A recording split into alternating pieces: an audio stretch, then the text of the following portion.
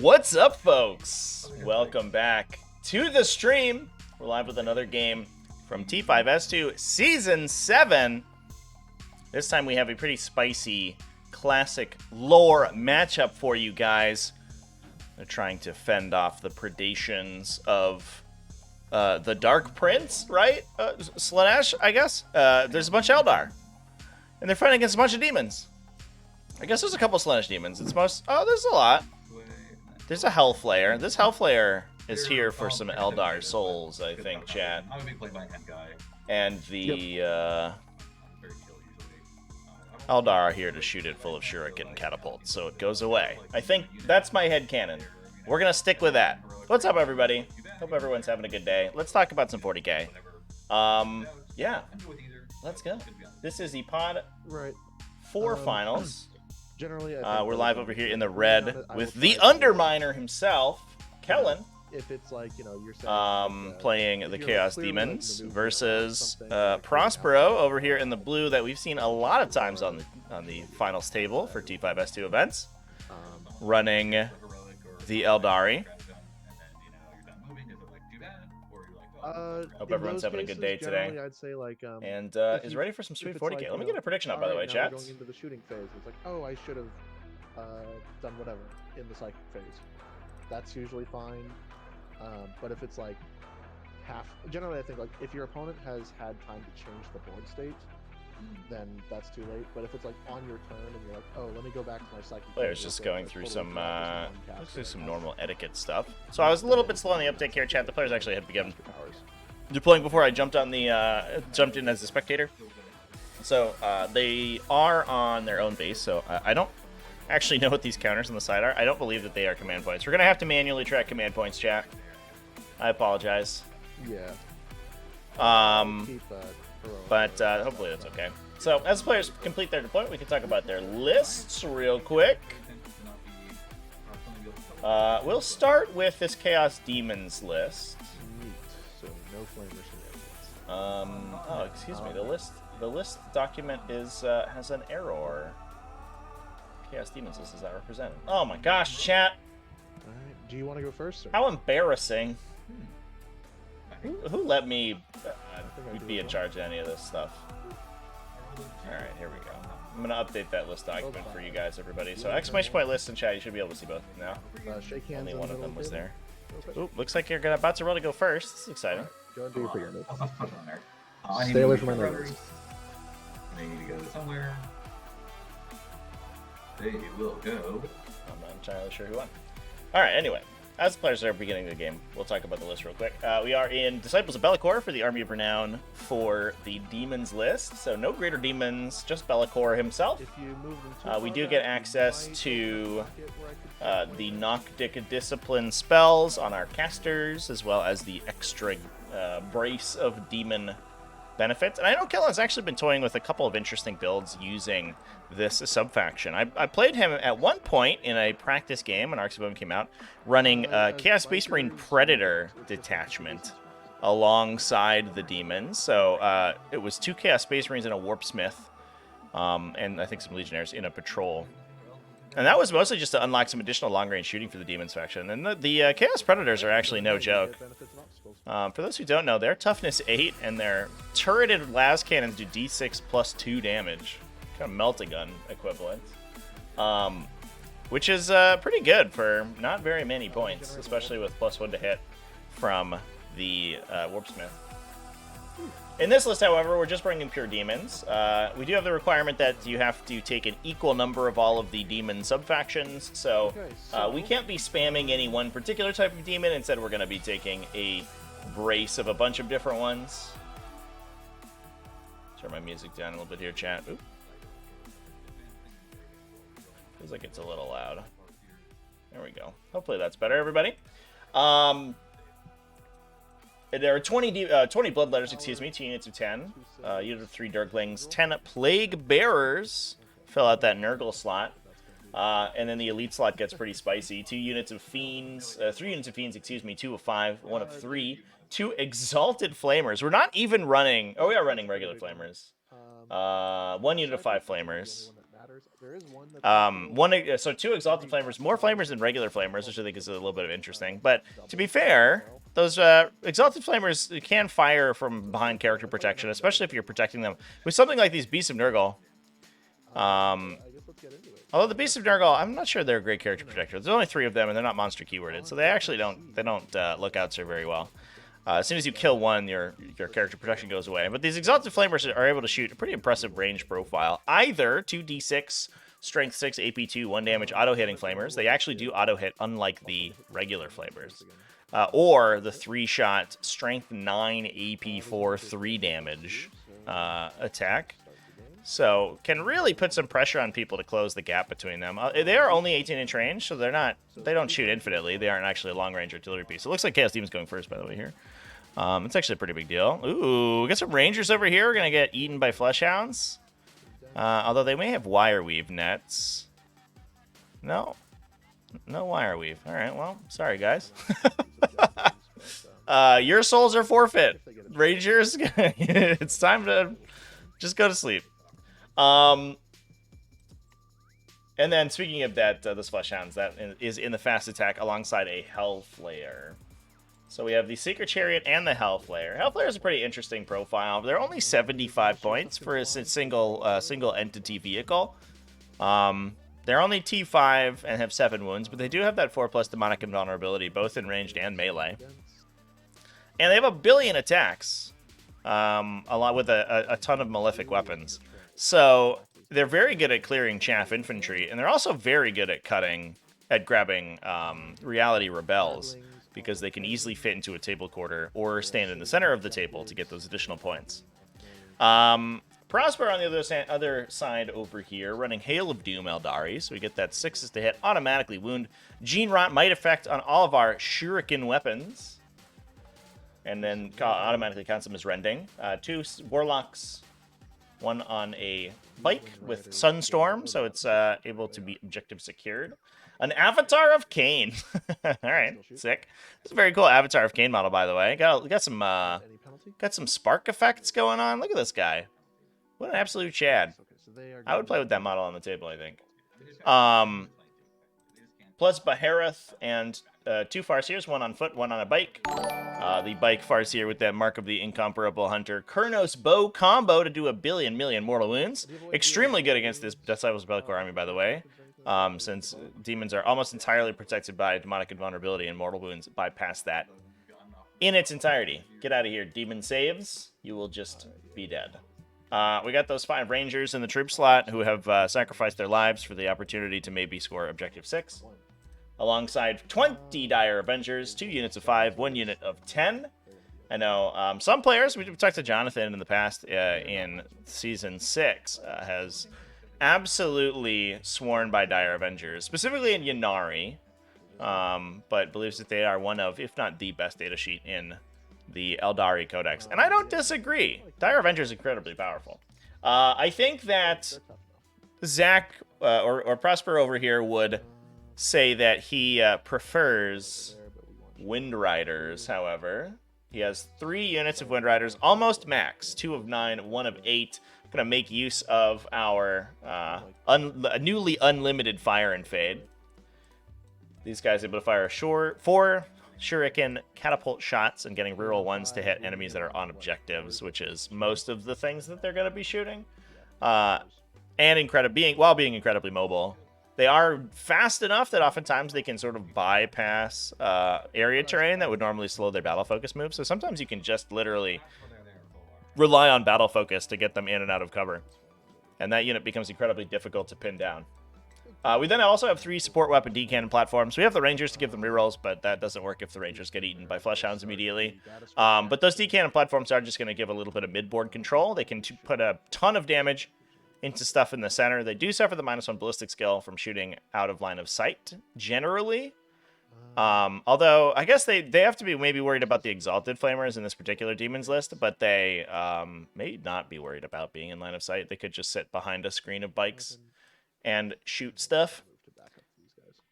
But they're high enough AP, AP4, I believe, in the D-cannons, that they don't necessarily typically worry that much about So let me real quick. the see how many additional saving throw bonus that targets get when firing indirect, which is why they're still one of the most widely played indirect fire options. They actually have Wind Rider over here. ooh, looks like we're gonna try to supercharge a flamer unit and get a shrouded step going. This is a spicy beginning to this game. Hot damn. Do we have an Infernal Flames in this list, chat? I believe that we do for the demons on the change caster. We could get every flame. No. Well, Would this that's too bad. probably be the for the flamers? He does have the Endless Grimoire, so he's able to unlock additional How much is psychic powers, but I believe that it takes him a turn to do so. I'm not aware that he has that Grimoire active from turn 1. 25? I can double check Triple that though, chat. is one of your 3 Yeah, he performs an action in your shooting phase that's completed at the start of your next command phase and gains an additional psychic power to cast.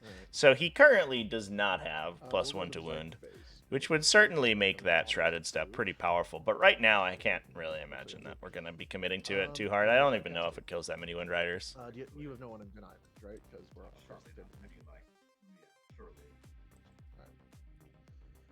Rounding out the Aeldari list here, we are... oh, that was the entire... Oh, you do have 2 Vipers and a unit of Shroud Runners as well to add some utility to the army. All right, so we're in the Psychic phase. Let's take a look at the players are casting. Okay. Now he's into it.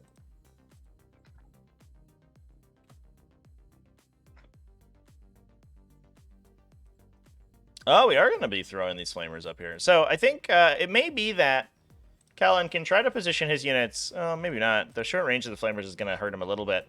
So I think he's going to be suffering the dense cover penalty. So they're going to be hitting on 4s. They do get full rerolls from Bellacor's Warlord trait.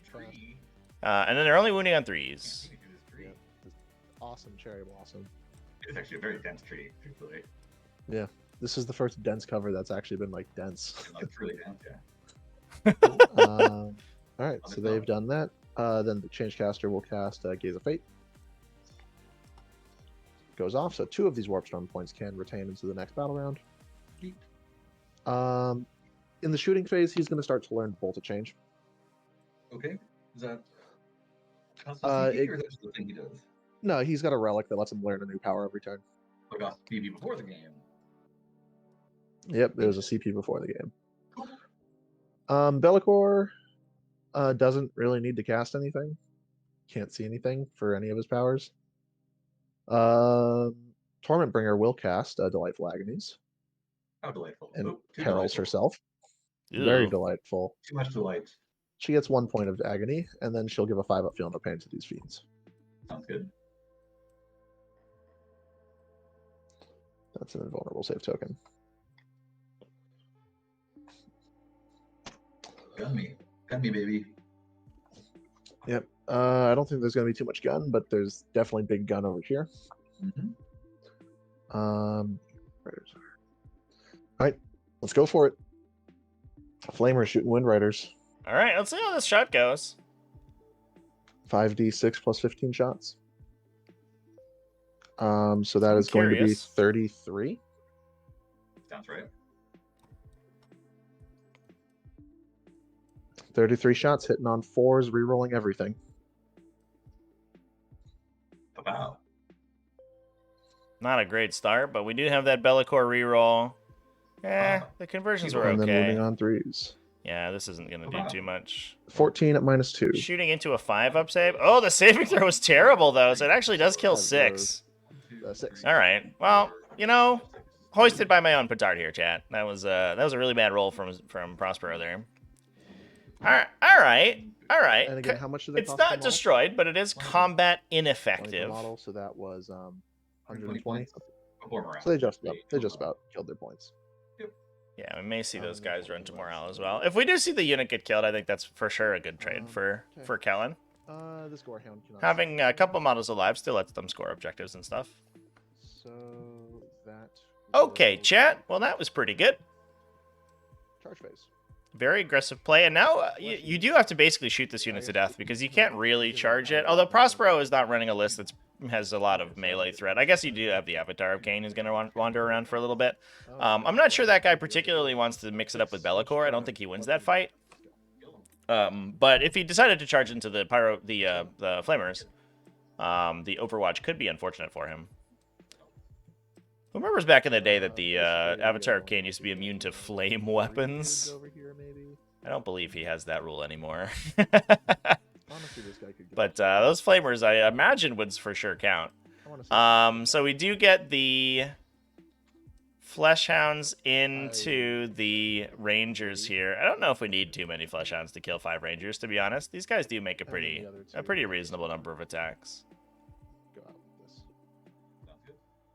Oh, I guess the unit champion didn't get in, which is unfortunate. We'll lose an attack there. But they are beast keyworded, so they can walk through walls on the breachable terrain. So they can reposition themselves pretty effectively. And that's Callan taking the entire midboard of the table. Okay. Ooh, are we gonna push him for a charge with these flamers? They could actually kind of punch you up decently well. Do they fly? They do fly, right? They do fly, yeah. So it's just a straight They would damage actually charge. only get 9. And no 6-inch on the Avatar, you said? It's just a regular heroic.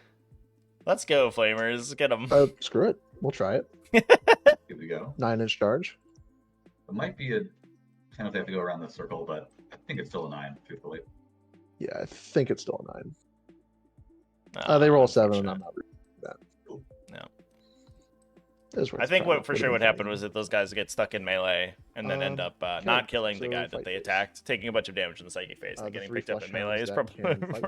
So I would imagine what happens there, but it would be funny to remove at least one more unit. It would also impose that +1 combat attrition on them, even if nobody died, which makes it more likely that they die in the morale phase. Here comes these Fleshhounds getting absolutely down and dirty with the Rangers. Goodbye, Rangers. 6 AP2 damage. That is curtains for you, my boys.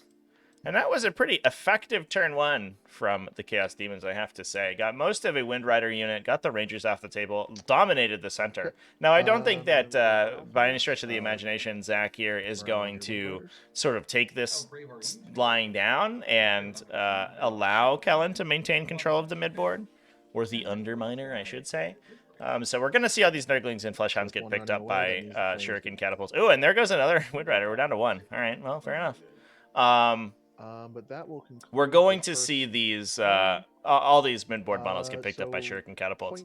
I am a little bit concerned that the Beasts of Nurgle are staying back, and especially the Nurgle units in general.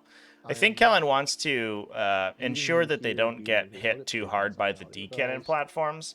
He does have that demonic invulnerability, which means they're not worried about the saving throw characteristic modifier for indirect fire because the demons don't get it. But and then we got Kellen does still have just a regular 4+ save against all of that shooting.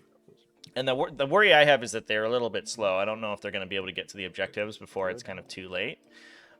If Zach can just sort of play this attritional game and there's no more ranged units besides the Exalted Flamers. If Zach picks up the midboard of the table, sets up some screens, I guess with the Shroud Runners, to prevent Manifestation from boning him too hard, and then basically passes the turn and asks the Demon to run into his guns once again, I think that that's going to be pretty effective for Kellen. Or for Prospero, excuse me. I'd love to see these Beasts of Nurgle get up behind this wall here. What a fun plan we've made. All right. Now, I believe that the Beasts of Nurgle can be teleported with a step. I think it requires core keyword. Oh, no, excuse me. It requires core infantry. Oh, no. So we can teleport the Plague Bearers up the table with Shrouded Step from Be'lakor. The Beasts of Nurgle are holding down Objective 2, so they are still doing something important. They're much better on an objective because they have that ability to heroically intervene 6 inches, so it's difficult to take objectives away from them. But we can, if we need to, push the Plague Bearers up, and especially if one of these objectives gets rinsed down by shooting and then not then occupied by the Aeldari, you can jump the Plague Bearers on there. I actually do believe that objectives 1 and 3 might be locked for the Chaos Demons as well. So we may require a bit of a committal from Prospero to get rid of at least one of those to prevent the 8-point primary turn.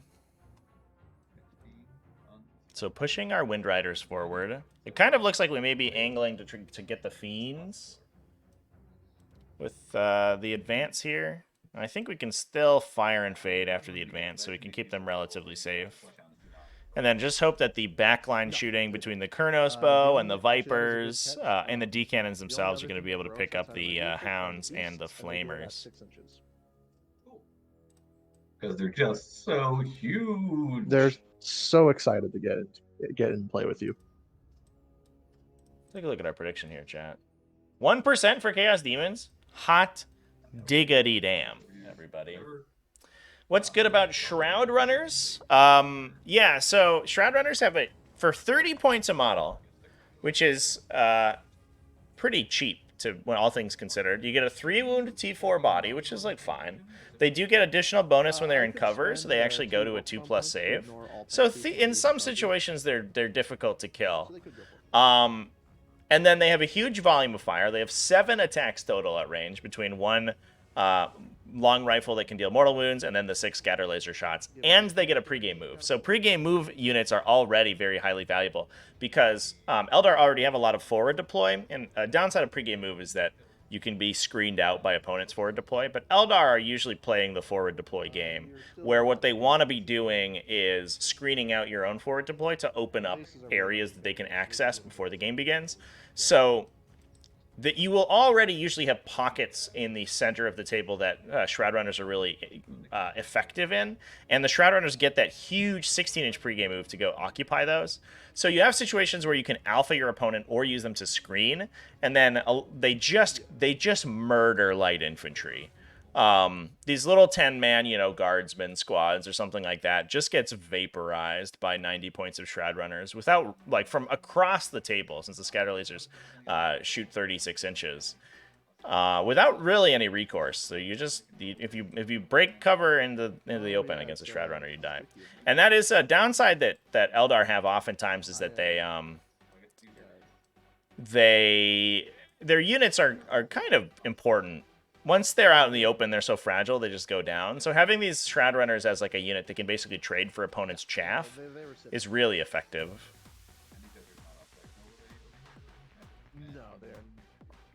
Like, really, what's not to love about Shroud Runners is the real question. I hope that sort of elucidates things a little bit.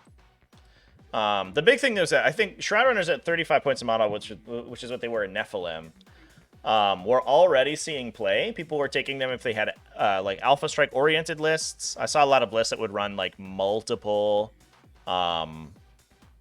forward deploy on pregame move units to be able to, like, if they won the roll, to go first. They could Phantasm going second and use their pregame moves to keep themselves safe.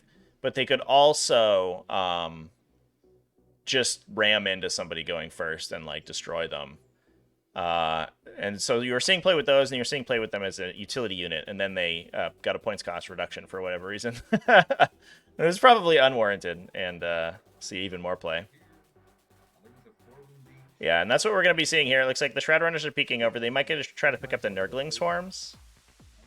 Getting rid of these Nurglings is going to be important. And those Nurglings only have a 5+ demonic invulnerability in shooting, whereas most of the Demon Army has a 4+, which means the Shroud Runners could potentially bounce. The Nurglings will go down to them, most likely. And then they could potentially eat the Overwatch from the Flamer unit as well with a charge backwards. Especially if we duck them in terrain, actually, which would be kind of cute. We would get a 5-up save against a lot of those converted Flamer attacks. Or, excuse me, a 4-up save. You get a 4-up save. You could just bounce a lot of that shooting. And then that would engage them so they don't tune up the Avatar of Cain with a cheeky Overwatch on that guy as he goes in to knock some sense into him. So then here we do have a Wind Rider moving forward, so that once these Nurgling Swarms get taken out, we will have an opportunity to break that objective control, hopefully. I think we may see that go to objective 1. Now, interesting thing about Disciples of Be'lakor, by the way, chat, and the reason that these objectives are locked in is that there is a clause in the Chaos Demons Codex proper wherein you're constructing Legiones Demonica detachments that states that swarm units do not get the objective secured ability. It's your troops besides swarms gain objective secured. Disciples of Bellicor has a clause that grants objective secured to any troop.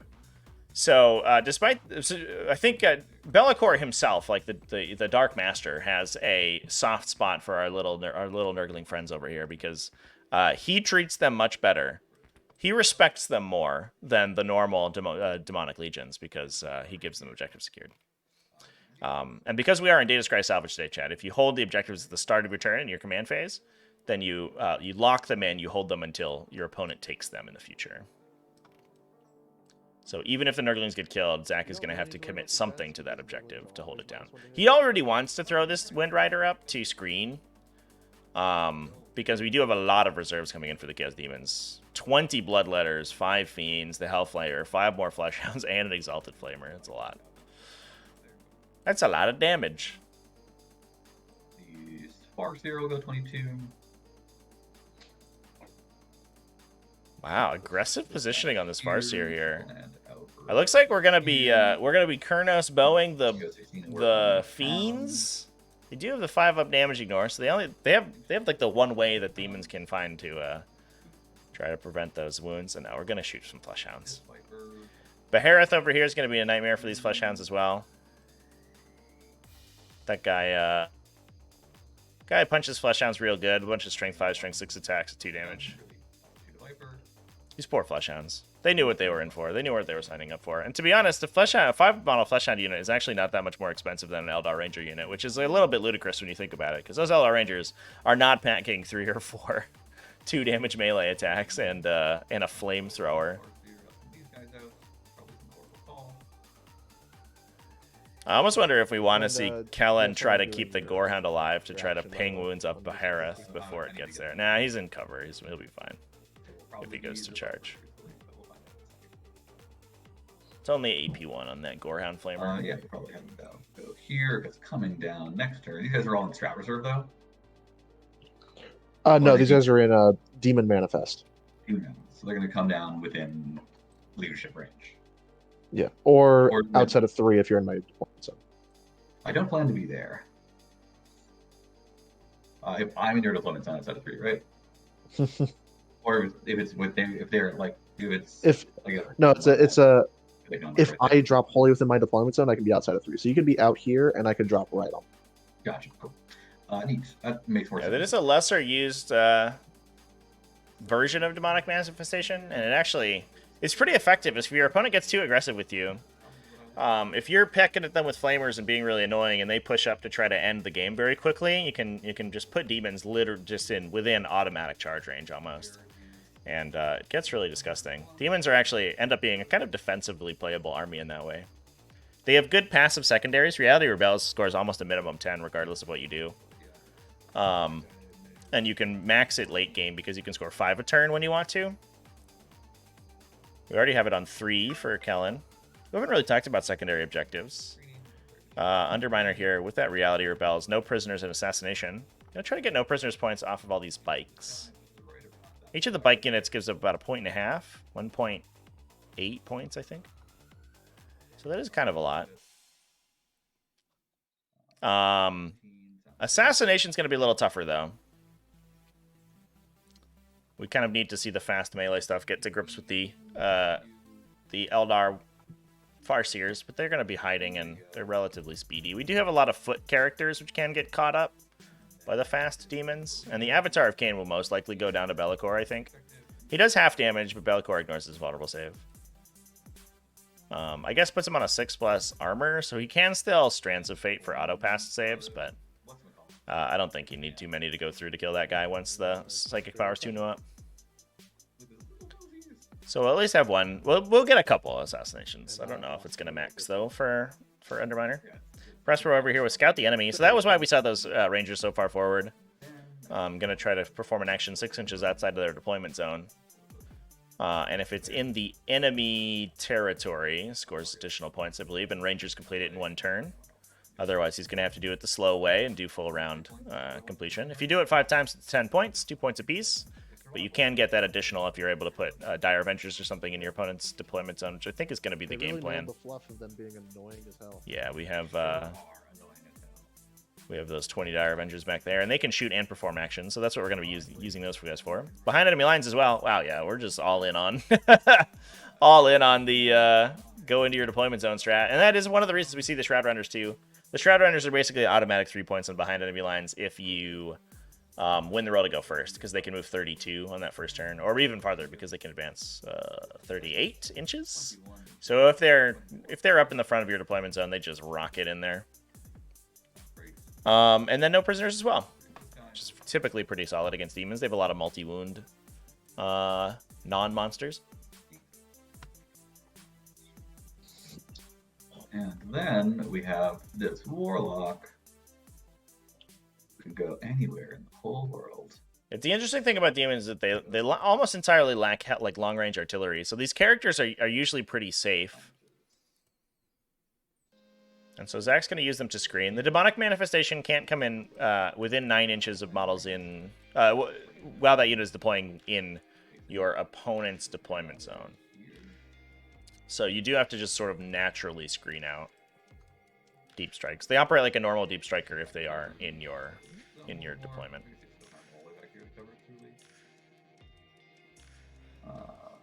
We like to have him be like pretty far up. So Viper.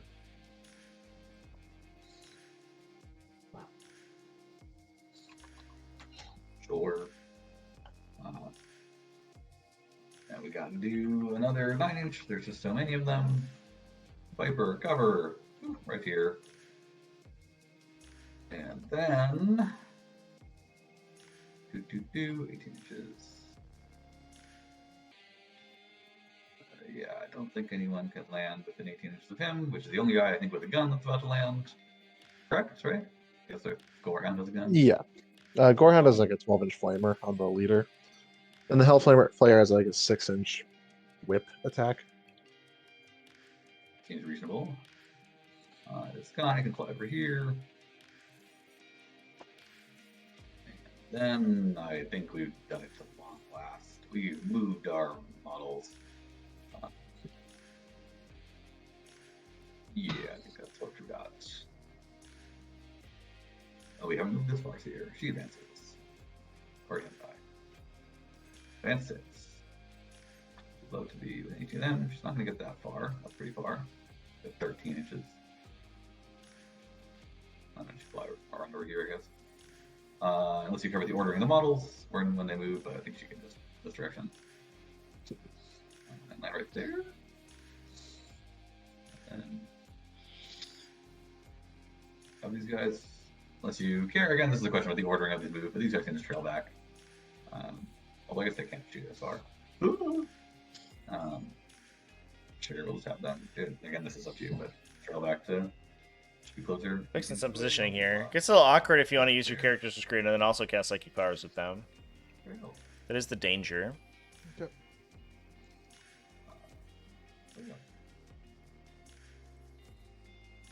Probably it. That's interesting in this Eldar list. I think we've taken the classic Doom guide, She's still can't Executioner. fly, right? She's on foot. She cannot. This is the ordering of these moves. So these guys wanted to move. If she moves, Because they started their move here, right? Yeah. So regardless of who goes first, they'd still be in her way. that's not fine. We go 5.5. And then math. 7.5. I think the telling thing is that we don't have a Will of Azuria in this list, which is typically good for these bikers. Gives them objectives secured so they can steal objectives from people. Didn't put anything on objective 1 or 3 here, so we're actually going to be giving Kellen an 8, I believe, unless we're able to get in there with a Fire and Fade or a Battle Focus, or maybe just Piling Consolidate.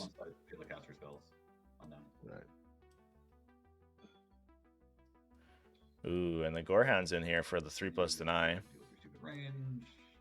Usually have a glut of CP for Chaos Demons because they don't have really many pregame stratagems to spend, and so it may be that we this Gorehound is gonna turn off some psychic powers today, chat. That is a little bit of the unknown second utility of Fleshhounds. Not only are they a good utility unit and they're good at doing damage, They also have that improved Scorn of Sorcery, the normal Corn power. Quickens this guy, 22. Oh, he's so quick. He's so quick. So yeah, people who quickening are over our here is just- Wind Rider, a single individual Wind Rider. So not going to be using him to break objectives, but we are just going to be running in there to get behind enemy lines. Love that. So, Can he still shoot? Prospero's like, yeah, you left one alive. Remember me? He's just there to get behind enemy lines. Oh, you're right. And then this Warlock has spells. So I guess he'll try and cast Protect. He succeeds. He'll protect his friendly jet bikes over here. Protection. +1 save. +1 save. Cool. And then we have Farseers. We have this Farseer, who will attempt to Doom. I guess I used a TP reroll already. Kind of all the same. We'll start with her. We'll try and give me a TP with her Faithful Divergence. She diverges faithfully. You guys have a deny, right? If they want to use it, stop me if you want to deny. You have 2 casts, right? Yep, she has her cast as guide. Yeah, it's all good. Though I want to use the 3 on guide or on doom. I think they're both kind of the same to me. Guide is probably better, but use your cast. We'll just try and cast guide normally. Boom, goes up on a 7. We'll try to deny the hounds. Cool. Oh, they Cool. fail. They That's definitely on that shield guide. The hounds can also naturally deny, but not today. The good old collar, or is it collar of corn? Yeah. And then we'll go to the other Farseer, and she'll try and cast Doom. And So I'll take full my rerolls on the here, Wind And Riders. we'll go off on a 9. So rerolling wounds. That's rerolling with Jip. And that'll probably go off on these fiends. What's their toughness? Okay. Toughness 4. I see a deny on that I one. will, Yeah, I think we might scorn it. I'll use the Flesh Hound strat to 3-up deny that. Get out of here, Deny it on Doom. 3.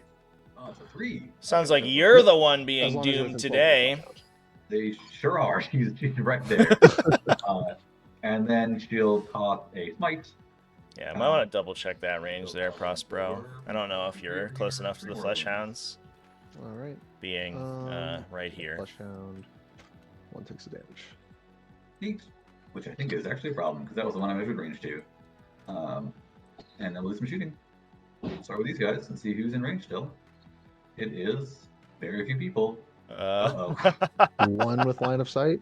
Yeah, I think the other one lost line of sight. Danger. Oops.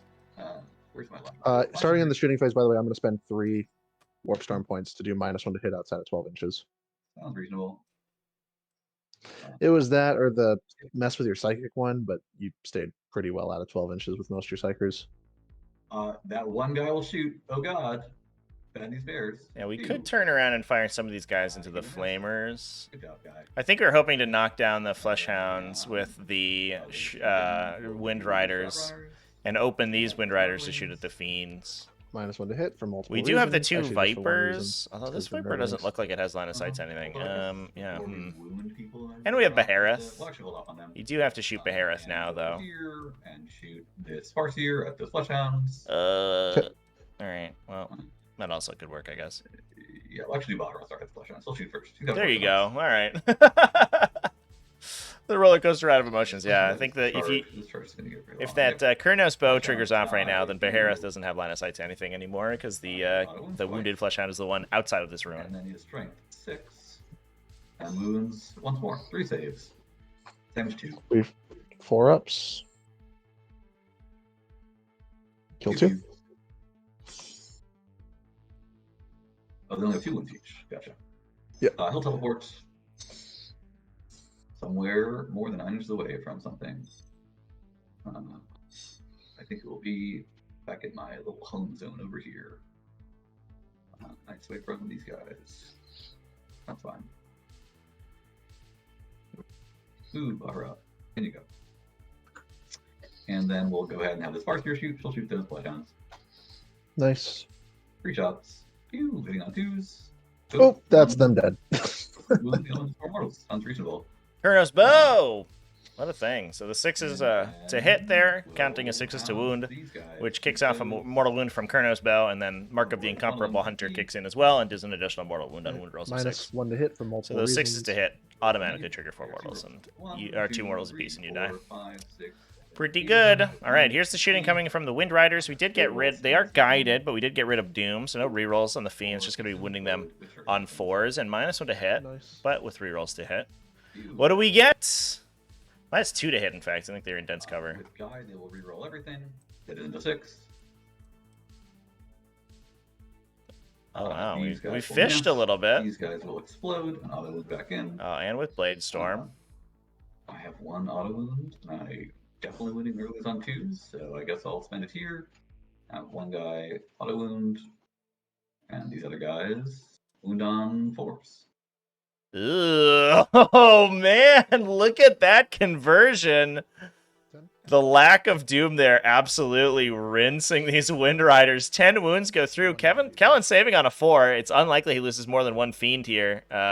He finds a way to lose 2. Oh, but they do have the 5-ups from Delightful Agonies. Yeah, like 1 Fiend goes down. Oh, that was so bad! All right, Wind Riders. Are we going to see a Fire and Fade from you just to get them farther away from the Fiends? This is scary now. They're also in range of the Exalted Flamer to get shot. Yeah, for sure. A cringe roll over here, chat. Nurgle Matt's in chat. Nurgle Matt's probably pretty happy about this turn of events. Nurgle Matt, look at these little Nurglings hanging out over here. They have objective secured. Isn't that exciting? Yeah, they can go through Breach Wall. Oh, man, yeah. So now I think we got some real hard questions to ask for Prospero. Oh, man. Could potentially access the Farseer Skyrunner, and those beans do have a lot of attacks. They have that 1 3-damage Malefic attack from their tail, and 4 apiece base, 5 on the Blissbringer, so we're running a total of 11 attacks. All multi-damage, all high strength. That Farseer Skyrunner could be in a little bit of danger if those Fiends get in there. And those Fiends, I don't believe we're going to take more out for losing a single model. Yeah, they'll be fine. Welp, chat. That was a prescient Doom deny from the Fleshhounds. They are -1 to hit because of Nurgling benefit. Yep. And then they're strength 4, so wound on 3s. So they'll do 1 wound, 1 mortal wound. My die will pick up. There we go. Right, we take a mortal. Sounds good. So Shroud Runner's firing into the Nurglings just to get rid of them here. 3. Blink a wound in with the rifle. And then Ew, those force to hit. Not looking great, though. Good wound rolls. And they are only on a 5-up, so we should see 1 to 2 bases get removed here. What do you get? Kellen? Mr. Underminer? Kills 2. And then we'll have the decanter shoot him. AC Morale, knock the 3rd one out as well. Oop. And number of shots is 3, 6, 7. Hitting on 5s. Hitting on 5. Oh, firing the support weapon Ew. platforms at the last guy. Hits. Wounding on 2. Good, absolutely correct. 2 wounds. 5-ups. Save 1. Roll a 1. Yes, sir. Oh. Sir Dingley Dan, thank you for correcting me there. You're right. It is a Chaos Space Marine spell. And then we have the Outdoor Did they Game. change it though? Did they change the name in the last codex? Is it still called Prescience? We'll let you. Or is it called like Presage or something? And the wounds. 3 up. Oh, we fail. That'll kill a flamer. Minimum 3 damage. Cool. I think that's the shooting. I will double check places, but I think that's it. So, let us. Oh no, Presage is the Thousand Suns one, right? I think Yeah, I'll it's still overwatch Prescience you. in CSM. Go for it. Yeah, I just Try. had to double check. I'm There's thinking no harm Thousand in Suns. trying. I've got I don't know if I've ever seen any of the spells on the 4d6 plus Chaos Space 12. Marine Discipline that aren't on the Master of Possession. That is going to be- Sometimes you get that one cheeky demon prince who casts warp time on somebody to make him go run up to objectives, but the other stuff, I do use them a lot Not of taken times. quite as often. It was wild. Oh wait, no, that's 18. I need 10 more. There we go, 28. So I think That we are feels true. overwatching into the Shroud Runners, Hitting I on believe, sixes here, I would with full imagine. reroll. Sixes, baby. Oh, And that's then solid. hitting on fives. Oh no, we're firing into the Avatar. Three of Okay. 52. Well, I'll use 2 of my 6s that I forgot to use last turn. Ah. And then you'll... Takes 1 damage. All right. He's 2 6s in the. One CP, The and pool. 1 damage on the Avatar. Well, you use these 6s up, which, granted, I forgot about. But They were gonna you go already- away anyway. Yeah. All right, Avatar. Charge.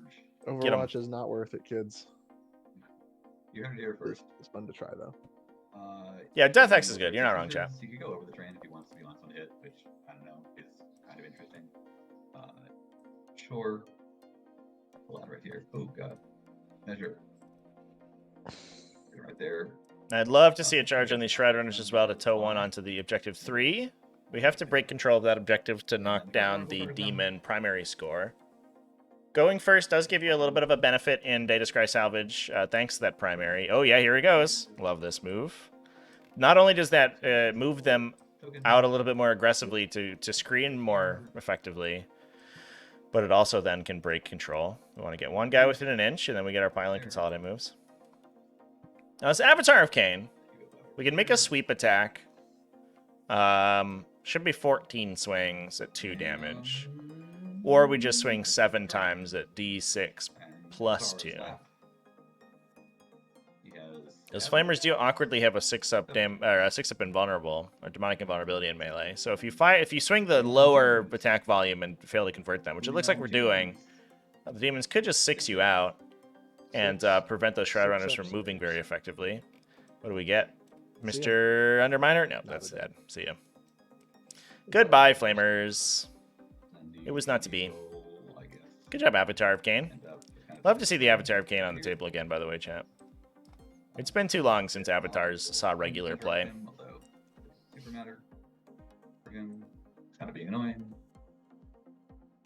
I guess he'll stay where he is if they care. And then the Shroud Runners just pile in and consolidate. Yeah, Chaos Space Marine spells have always been really, really hard to cast. I don't understand what it is. Back in the day, it was because they had Aramen, and Aramen would cast all their spells for them. But that is no longer the case. We have that good Thousand Suns Codex energy now. And the Thousand Suns just auto-cast their spells. They don't even care what their warp charge is.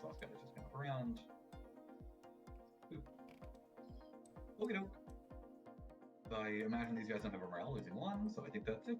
I guess the Venom Crawlers, yeah. It's kind of sucky to have your entire Psychic Discipline be balanced around Venom Crawlers, though, because those things are they're not cheap utility units. I did data intercept for 3, I want to say. 2. Oh, that's why this Viper was standing back here to do the intercept. That's why we didn't get to shoot it at the Fleshhounds, but it ended up working out. So it got a little bit scuffed there for a second for Prospero, but he made it work. Cleared all the Nurglings, broke control of one of the objectives, got his behind enemy lines. The downside is the Fiends here, though. I think he was hoping to get the Fiends, and that would have been a pretty solid Alpha Strike. But it was not to be, and now things may go poorly for him. Only 3 Warp Storm points for Underminer.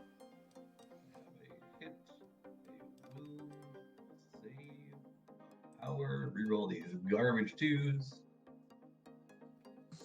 And I think. Yeah, at least the Venom Caller like shoots good too, right? It's not 100% utility. You get a pretty solid gun on the back there too, Okay. which is nice to have.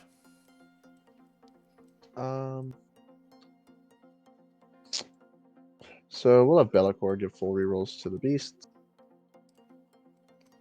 Beast of Nurgle about to Torment Parent's not. about to gonna do mix it up with some anything. Shroud Runners. The Okay, Shroud Runners short. can through that Wire Weave Grenade to reduce their movement.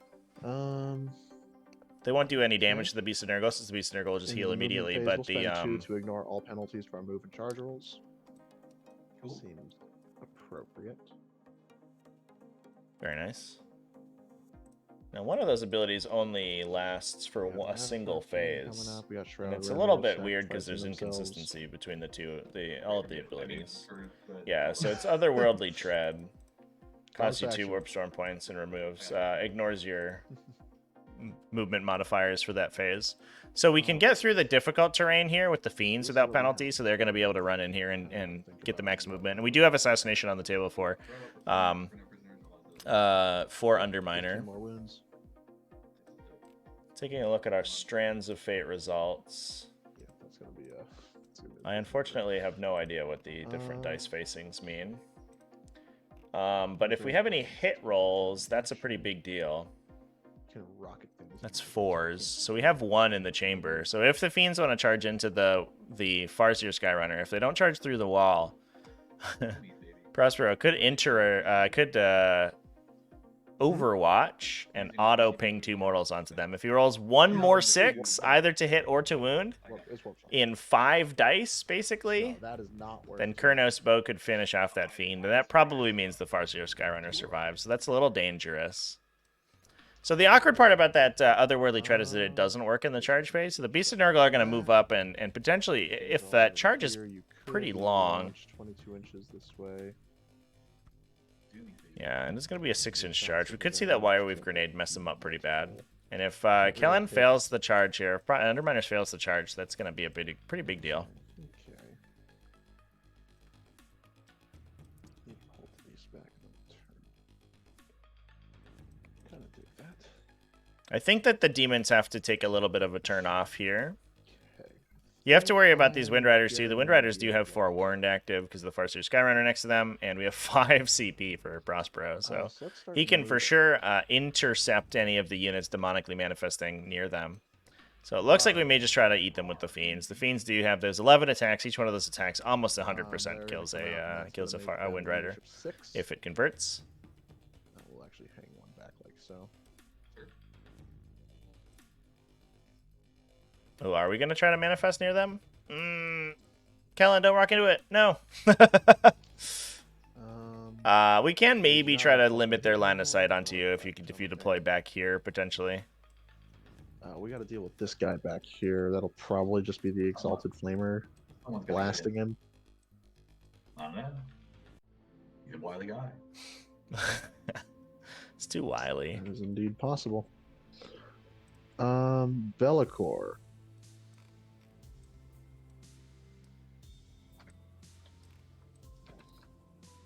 Be'lakor wanna challenge Avatar King to a fight? He's gonna skirt around him for now, but you know, if you play your cards right, if you're a good boy, then you know we might see something of the sort. I promise, I've been good, Santa Claus. I want the big monsters to fight. I'm also in for Be'lakor versus Avatar of Cain. Who's with me, chat? Can we see the Pacific Rim fight? Yes, we got that going on.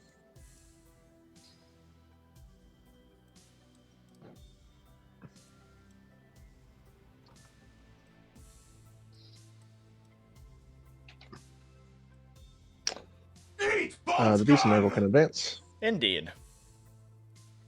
Not too many bolt guns on the table today, chat. Okay, they are going 11 inches. I agree. So just advancing the bonbons. Get them out of the objective. Yeah, I guess we're just going to try to maybe shoot the Shroud Runners to death. Not even worrying about their charge. Bringer will come up behind them. Oh, yeah, I'm fairly certain Be'lakor wins that fight. But Be'lakor is also worth like 40% more than a Avatar of Cain.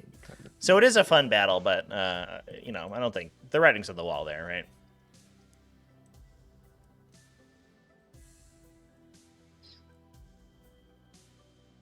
Are these guys touching the terrain here? Oh yes, yeah, they're visible through it. Okay. Nice. They wanted their cover, you know, for good or for bad. Oh yeah, they do get that, don't they? Yeah, they get a cool double cover bonus, so it makes them a little more tanky. Mm-hmm. Of course, not being shot doesn't suck either, but you know, what are you gonna do?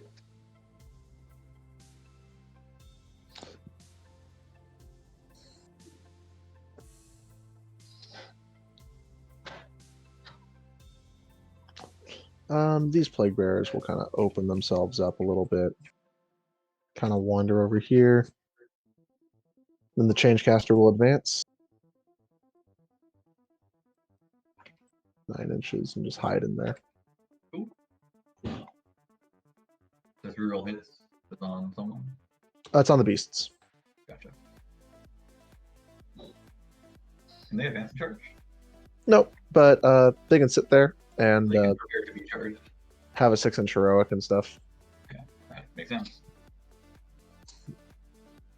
But I think we do have to start bringing things in.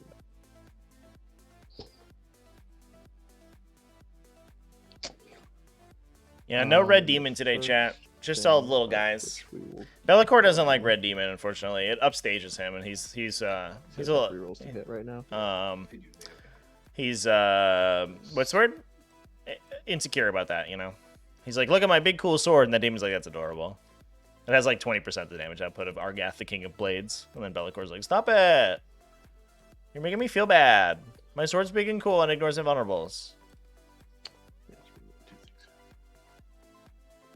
First thing I'm going to drop in, I think I'm going to bring in. Oh, that is true, chat. Yeah, I forgot Avatar was a demon. If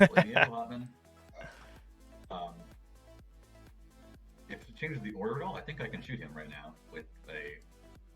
Yeah, that would kill that guy. Aspect scan. Yeah, I'm kind of accounting for that. I'm looking at my options and stuff. I'm going to try to minimize that. I won't interrupt. I'm gonna get some water actually. Sure. I still got some thinking to do about where you want to put that. What is the timing of your aspect scan? Before you go. I think it's at the end of the reinforcement step. Okay, so you see everything that you. All right. Let me double check for you. That's a good question. Opponent movement phase. Forewarned. At the end of the reinforcement step of your opponent's movement phase. Yep, that's right. All right. I think I'm going to drop something in that's going to look out, sir, for him. That sounds good. Yeah. Yeah, that's what I was warning you about. Yeah, but good guy Prospero over here, reminding his opponent of forewarned.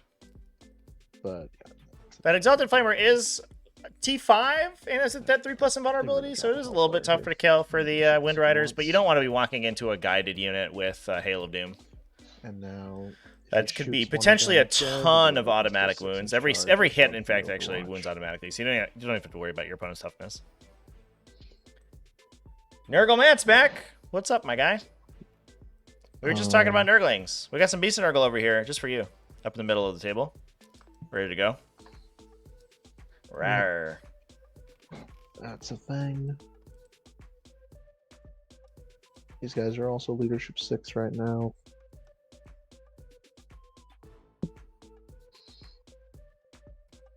Now, I do think the demons may be leaving their backline a little bit exposed. I almost wonder if we see some Bloodletters drop in the back here just to act as a screen, because we do need to prevent those Dire Avengers from coming in and just, ruining things for everyone. Welcome back.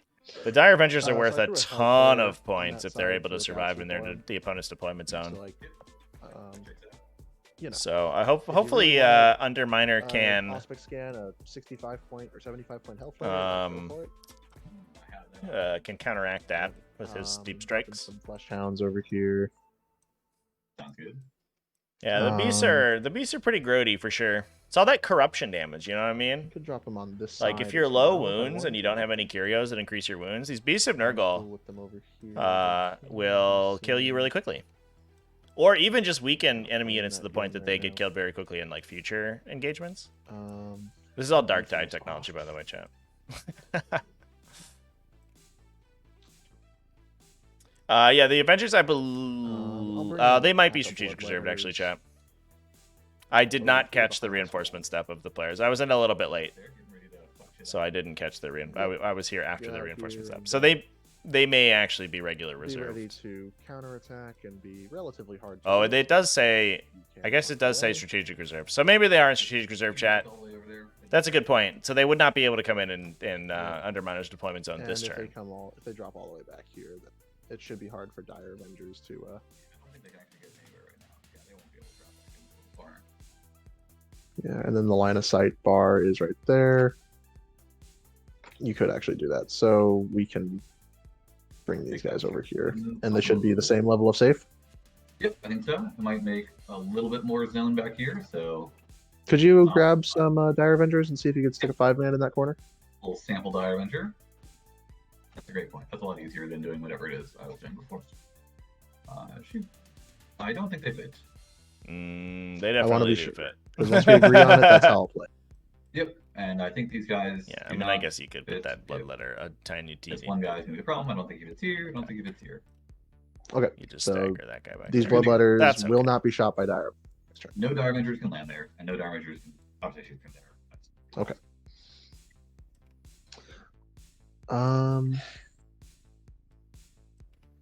I think that's going to be the extent of my drops. I think the 5-man Fiend squad and the bloodletters are going to stay off. For now.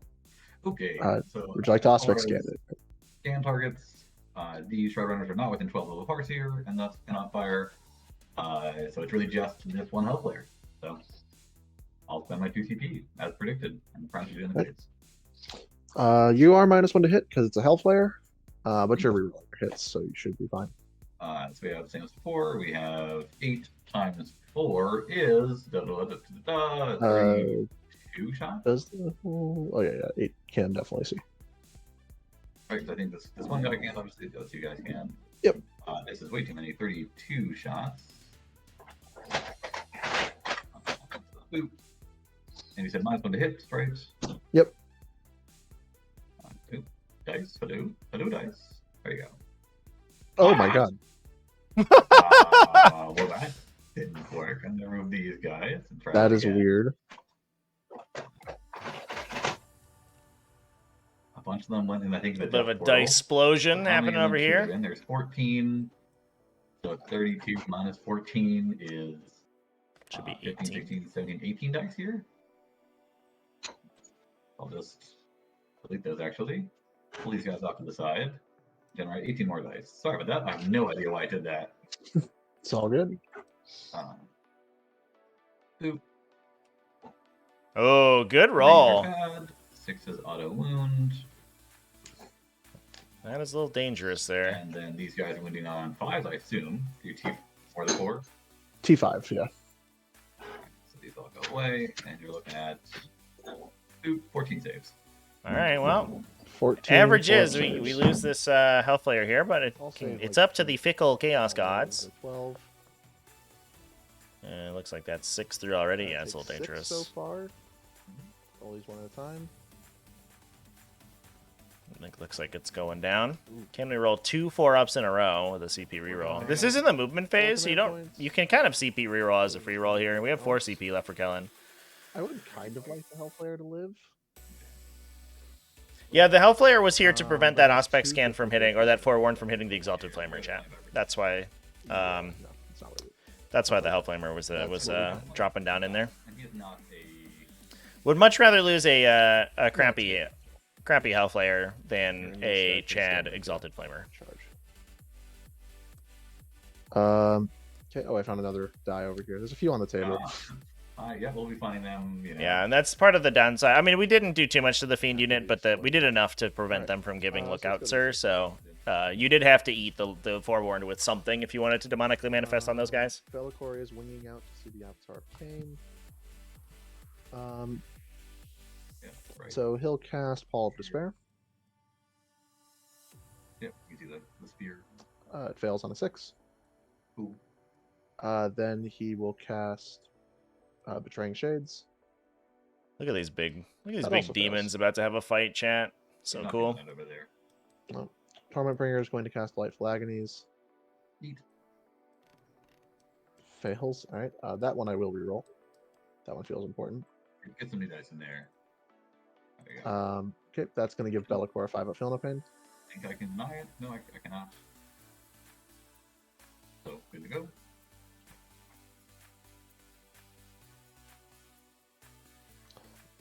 Change casters over here. So those guys are touching. So does he want to cast any powers?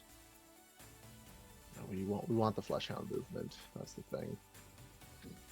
Didn't move to see that guy, so he's kind of pickling himself.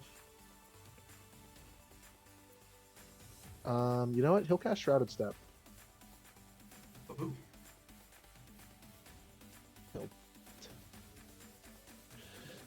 Yeah. So I was thinking I could teleport him over here to see you, because you can't drop reserves into my deployment zone anyway on turn 2. Yeah, not strategic reserves. Balrog can get there if he teleports somehow and then dies. Of course, on your turn, but that's the only way. Right. But yeah, he'll just go there, 9 inches away from it. Cool. And then he will Team throw right a what's better, bolt to change or smite? Let's go for smite. Smoot him. Hit him with the smoot. 3 mortal wounds. Did he shredded step himself? I believe he can. It's an infantry model. I think you have to be core, yeah. Nope. Legion is Monica infantry or Disciples of Bellicor infantry. Oh, nice. What a bro! Oh yeah, there you go. He just, Interesting. That one meme, the Japanese guy that teleports behind you meme. Omoe wa no shinderu. Yeah. That's the one. Yeah, he just like spins around, and then it's Nothing the personal Wind here. Rider like falls apart in 2 pieces. He went through all of that trouble to move, what, 5 inches? Yeah. What? So classically. We'll go with the Exalted Flamer next. Cool. He'll put his what's better, blue or pink? He'll put his blue fire in there. Cool.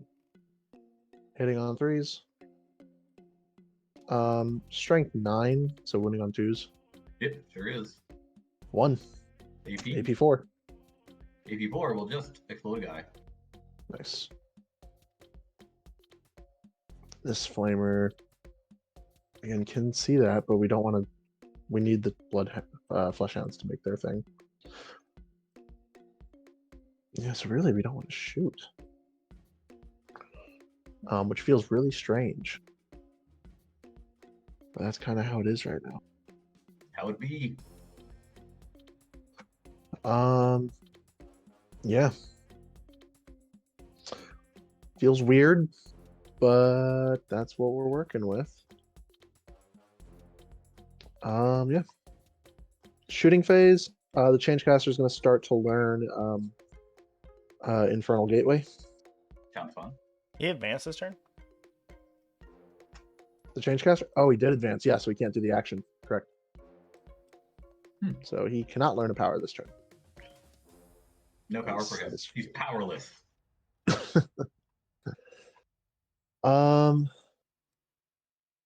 Yeah. So like, yeah, I'm just looking around. It's like I feel like I should be shooting more, but like, I mean, our damage is going to be done in the charge phase. You're a stabby boy. We are stabby. I feel like I should be shooting more, but then I remembered So yeah, I registered a Chaos Demons army. stabbing phase.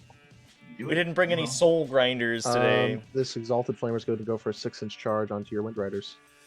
I will overwatch him. Go for it. Shoot. We'll see if we can do Well, damage. it's a little dicey here.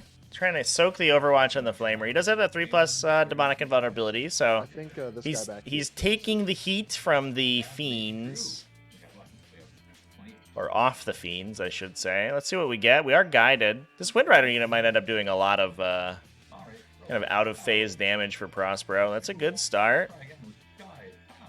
Ooh, not a great follow up though. Only 8. Yeah, it's unlikely that we lose an Exalted Flamer here. 8 3-ups. This is why I chose you to do this. He lives on 1 wound. Oh my god, that was a terrible saving throw though. It left him alive. 6-inch charge. It's a little dicey fast rolling that, to be honest. That's Makes a 6 exactly. bold move. Gets right Yeah, into it's the right there. right into the door. Love it. Then the fiends will go in. Cool.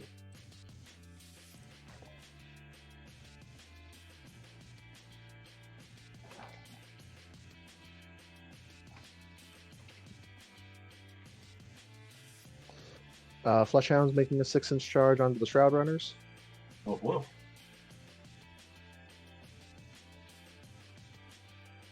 Nine. They wanted it. Oh yeah. Look how juicy those guys are. So tasty.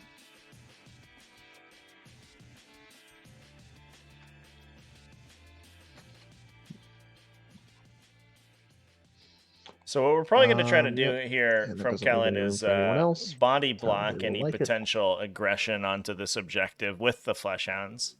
Uh, Basically, second either force sorry, the go ahead, Avatar of force. Cain to, with the pile and consolidate moves, to not touch the objective, or come in and fight the Fleshhounds in melee. And that potentially opens up the Beast of Nurgle to intervene and really kind of bogs down the entire fight. It would be much easier if Prospero could just duck an objective secured guy on that objective. Although, to be fair, we don't have Will of Azurian, so all of our objective secured, I think, is actually killed. I don't get any points for that, so at that point, I'm fine with you spending 2 command points to kill an Exalted Flamer. We will go to the fight phase. Man, you don't want to be a demon We'll go with in Underminer's army here. I think I'll Just burn gonna this throw one your first, lives so away. we will hit some wounds against you, 'cause We have we've basically spent 150 points worth of demon, even more than that, right? we will 100 start off 190 with our points worth of kings, which are demons to gonna get be these Dynamites. these two fiends into the Wind Riders. Hitting on 3s, rerolling. Good thing. Thing. And then strength 5, wounding on 3s, rerolling. That is going to be 5 at AP2 minus 2, or AP2 2 damage. 2 damage? Yep. Okay. I guess I'll save 1 for now. Save 2, I suppose. AP2 are 5 ups. Get in there.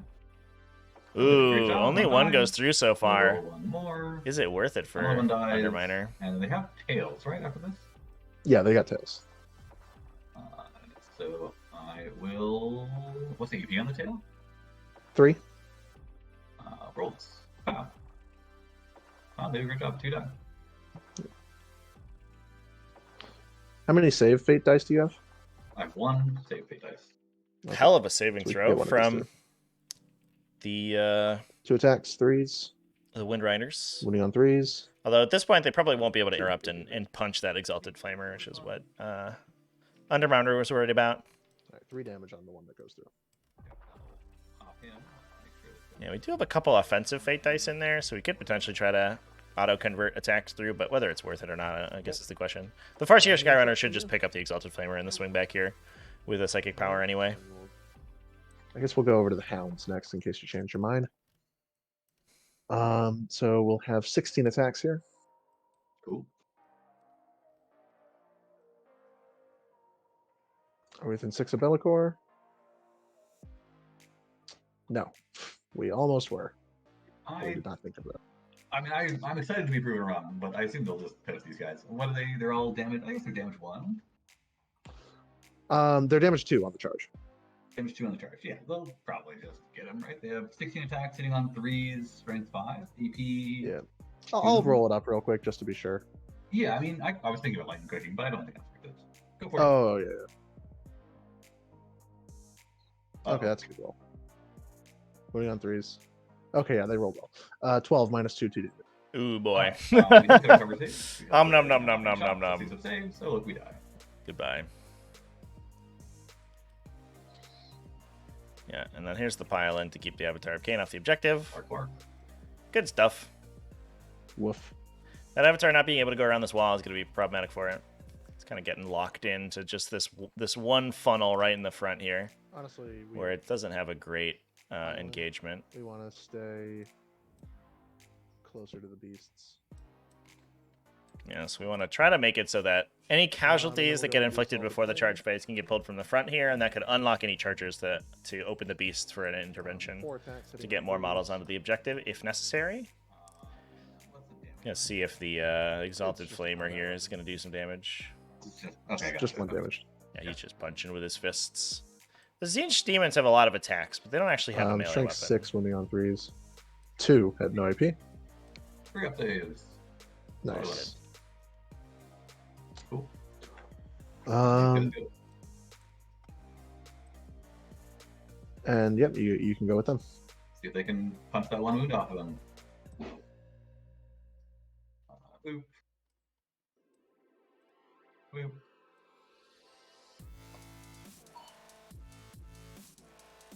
3 inches. Boop. I guess they don't. I want to base them. But there's no Now these guys will, I believe, suffer -1 to hit against the Exalted Flamer because of the presence of the Fiends. So while they are incentivized to try to kill him, and we may see Strands of Fate dice used here because the Exalted Flamer only has a 6-up save in melee.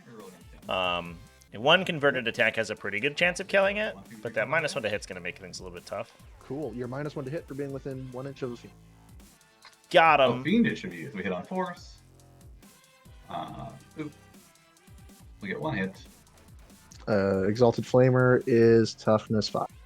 And a hilarious turn of events, I'll auto wound with it. Oh yeah, there it is. The Strands of Fate dice. 6 up, I believe. Yeah. Drum Yep, 6 roll, up. please, everyone. Oh, and he Oh, makes the nice. save! Absolute Chad. Way to go, Exalted Flamer. Who makes the TTS resources? So they're actually they're primarily from 2 sources. The Fiends and units like them are actually they are scanned in from the 360 rotations from the Games Workshop website. There are tools you can use to convert 360 rotations into a 3D model in a computer. And then those are imported directly into TTS. A lot of the Aeldari models and a lot of the older models are actually from Dawn of War. So if they look familiar at all, it's because most likely you have played them on the battlefields of everyone's favorite 3D RTS. There are a couple that are bespoke to TTS, so like these support weapon decannon platforms. I think these are Blue Orange Circle is the user who makes a lot of these. And he makes some very nice 3D models. So there's a couple modelers out there who make stuff custom, and there are some people who make like entire custom armies for use in TTS, which is very cool. But most of the models you'll see are either scanned in from the website or from video games like Dawn of War, Dawn of War 2. And then I'll start tallying up no prisoners. We're working on all that stuff. But it goes over to you. These guys. And then where do I put these guys? Shroud Runners, yeah. So just another 19. You're nothing if So- not consistent. 36. Cool. I will squeeze out my 1 point from rolling 2. And Do we roll morale on the Wind Riders? He there you auto passed with Oh, TCP. okay. There you go. Nice. but a relevant point. I will do nothing in the command phase, because it's a lame phase for losers. Yeah, so auto pass these guys. They are in the -1 leadership aura and +1 combat attrition from Demonic Terror. But they do have 4 models on the objective, 2 Underminers, only 3, which means they retain control of the objective. Not being objective secured, they don't lock it, but they will hold it down. And I think we may see this Farseer Skyrunner. They can pull back and pay the CP to fall back and shoot.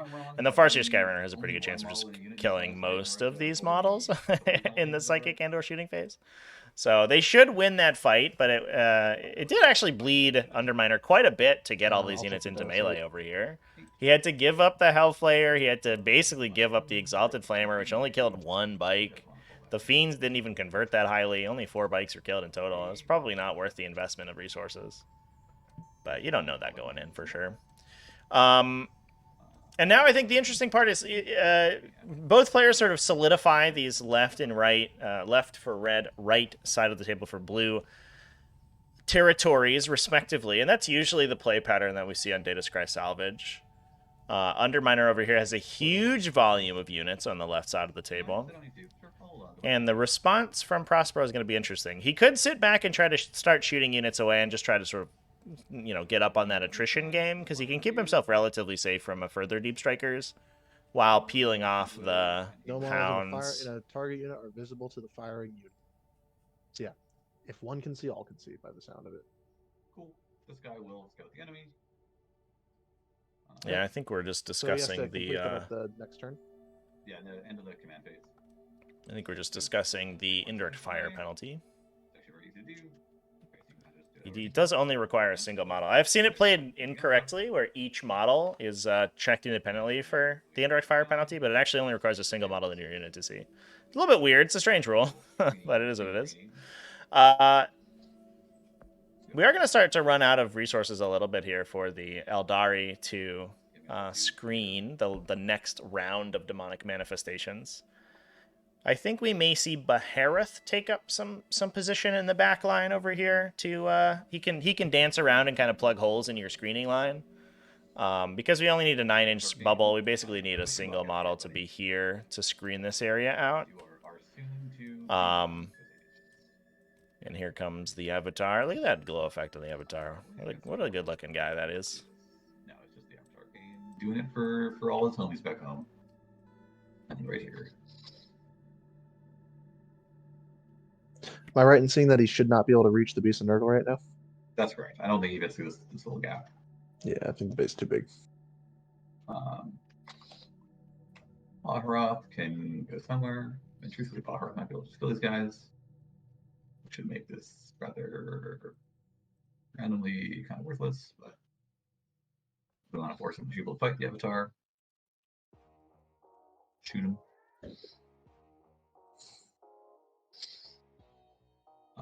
And Baharov definitely has Navy over there, so Baharov will fly. Yeah, LEDs are kind of what you need in the in-person games for glowing effects for sure. And we have all these jet bikes. I did see. I think I saw on Kickstarter or something, but somebody was advertising a but these guys do need series of LEDs for housing for like phones that you could put on your tabletop, and they would have animations on the phone that would play that would like project like special effects and glow and stuff on the table. It was very cool. I don't know if it would be very economical for a game. I think it was mostly meant for like role-playing games, but it would be tough to do on a 40K table, especially over the course of a like 3-hour game. Probably lose some battery power over there.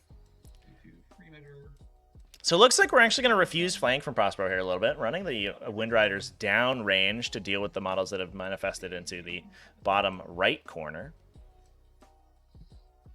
Behareth is between Behareth and the Avatar of Cain, we do have some pretty good units at fighting these flesh hounds. I do wonder if we can get some shots with the Vipers. We can actually probably knock the flesh hounds down between Behareth and the Viper, and potentially the support weapon decanted platforms. And then if the Avatar of Cain gets into the Beast of Nurgle with the charge, just getting around the wall like naturally, he is a little worried about them because they have full hit rerolls on them and they can fish for mortal wounds, which Avatar of Cain, to my knowledge, doesn't have any defense against. But he does have that huge D6 plus 2 damage sword. So converted attacks have a pretty good chance of killing the Beast of Nurgle, which gets around their regeneration ability. If you don't kill a Beast of Nurgle by the end of your phase, it heals back to full wounds. But the Avatar of Cain does so much damage that he probably kills 2 by himself.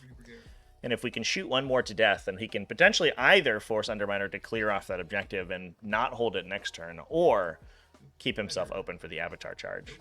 We could, if the support weapon platforms shoot into them, we could, potentially pull these Beasts of Nurgle as casualties, so the Avatar has to go a long way around to get to the last guy, or even just open the Stormbringer. But in doing so, even if the Avatar fails to charge, he'd have killed everything on the objective, so it doesn't matter at that point.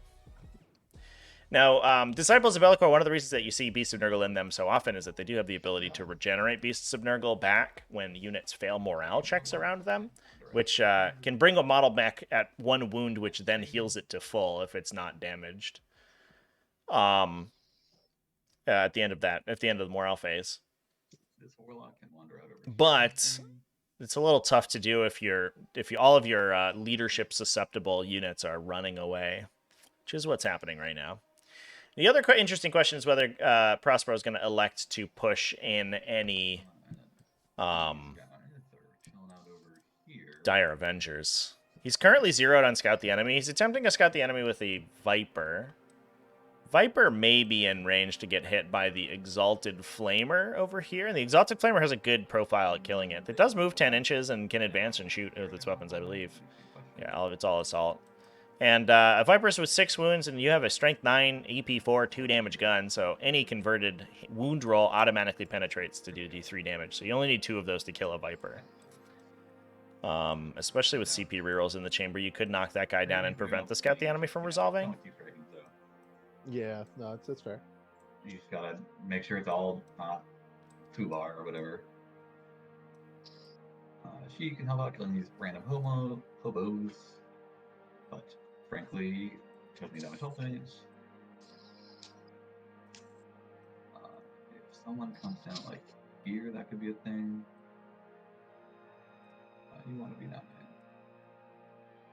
So I guess we'll just peel you back a little bit because we want to just make it so that it's going up over there. And then where these guys want to fall back, and we have this one farce here.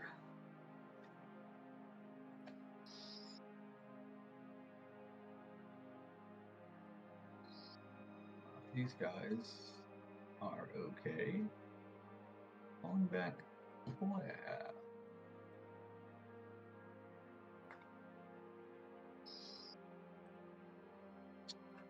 The Farseer Skyrunner just wants onside to them, doesn't care about anything else. They should shoot this guy, but that would require pretty much her death.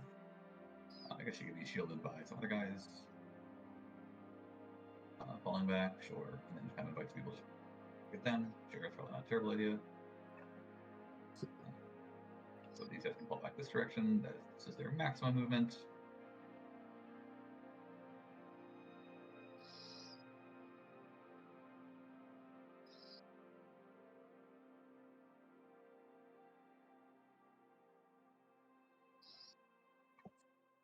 Maximum. Maximato. And they could potentially shoot some Plague Bearers. Plague Bearers are just guys that are T5. Do they have like a female domain or something like that? Nah, there's T5, 2 wounds. T5. So it looks like we may be 4 up. angling to get the Demon saving it like a boss. Fire and Fate on these Wind Riders to get them in the back in the deployment zone here. Well, I would be giving out my Prospect scan, but don't think I hate that option. I guess that is potential deep strike. So that's kind of a reason to Prospect scan. It's really hard though with the Avatar because he is going to be 9. That would be really challenging. Okay, so I think we will spend our 1 CP revolve. I can shoot there. Yep. And then we have a Farseer Skyrunner fly over here. That's our 16. Puts her within shooting range. Okie dokie, brokey. Someone could drop in right here. Something I care about? Sure. Possibly. Scoot this guy over. Because he has a lot of movement. That's 2 seconds away from this, which he is. Yeah, that's great. Okay. I guess you could be all the way over, just beyond the objective. That sounds fine. All right, let's do some magic with our random. I once again forgot to move this farce here before I do magic. She doesn't have a lot of places to go, but she wants to go somewhere. She'll advance. She will advance 7, 8, 9 inches. Chilly magic over here. And I think, as I'm ending this movement phase, there should be no deep striking in this area. It's just, out here, potentially here, depending where the Avatar goes. Yeah. Like one spot right here. It's probably possibly. The Avatar when Yeah, that's all looking pretty blocked up. Yeah, there's far off, but who knows where he's gonna end up.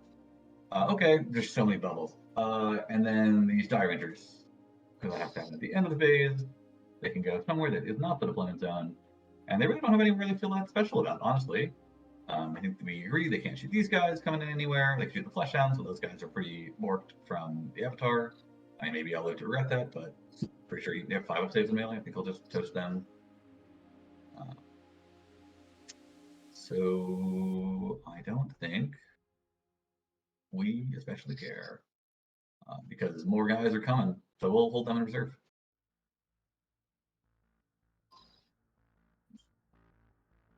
More guys, they coming. Let's do magic. We'll start with this lady doing magic. Okay. She will attempt to Doom. I'll use my 1 special die to make the Doom go off on a 9. I don't know if someone can deny her. The Changecaster could potentially. Yeah, the Changecaster will try to deny. Sure. Nope. Neat.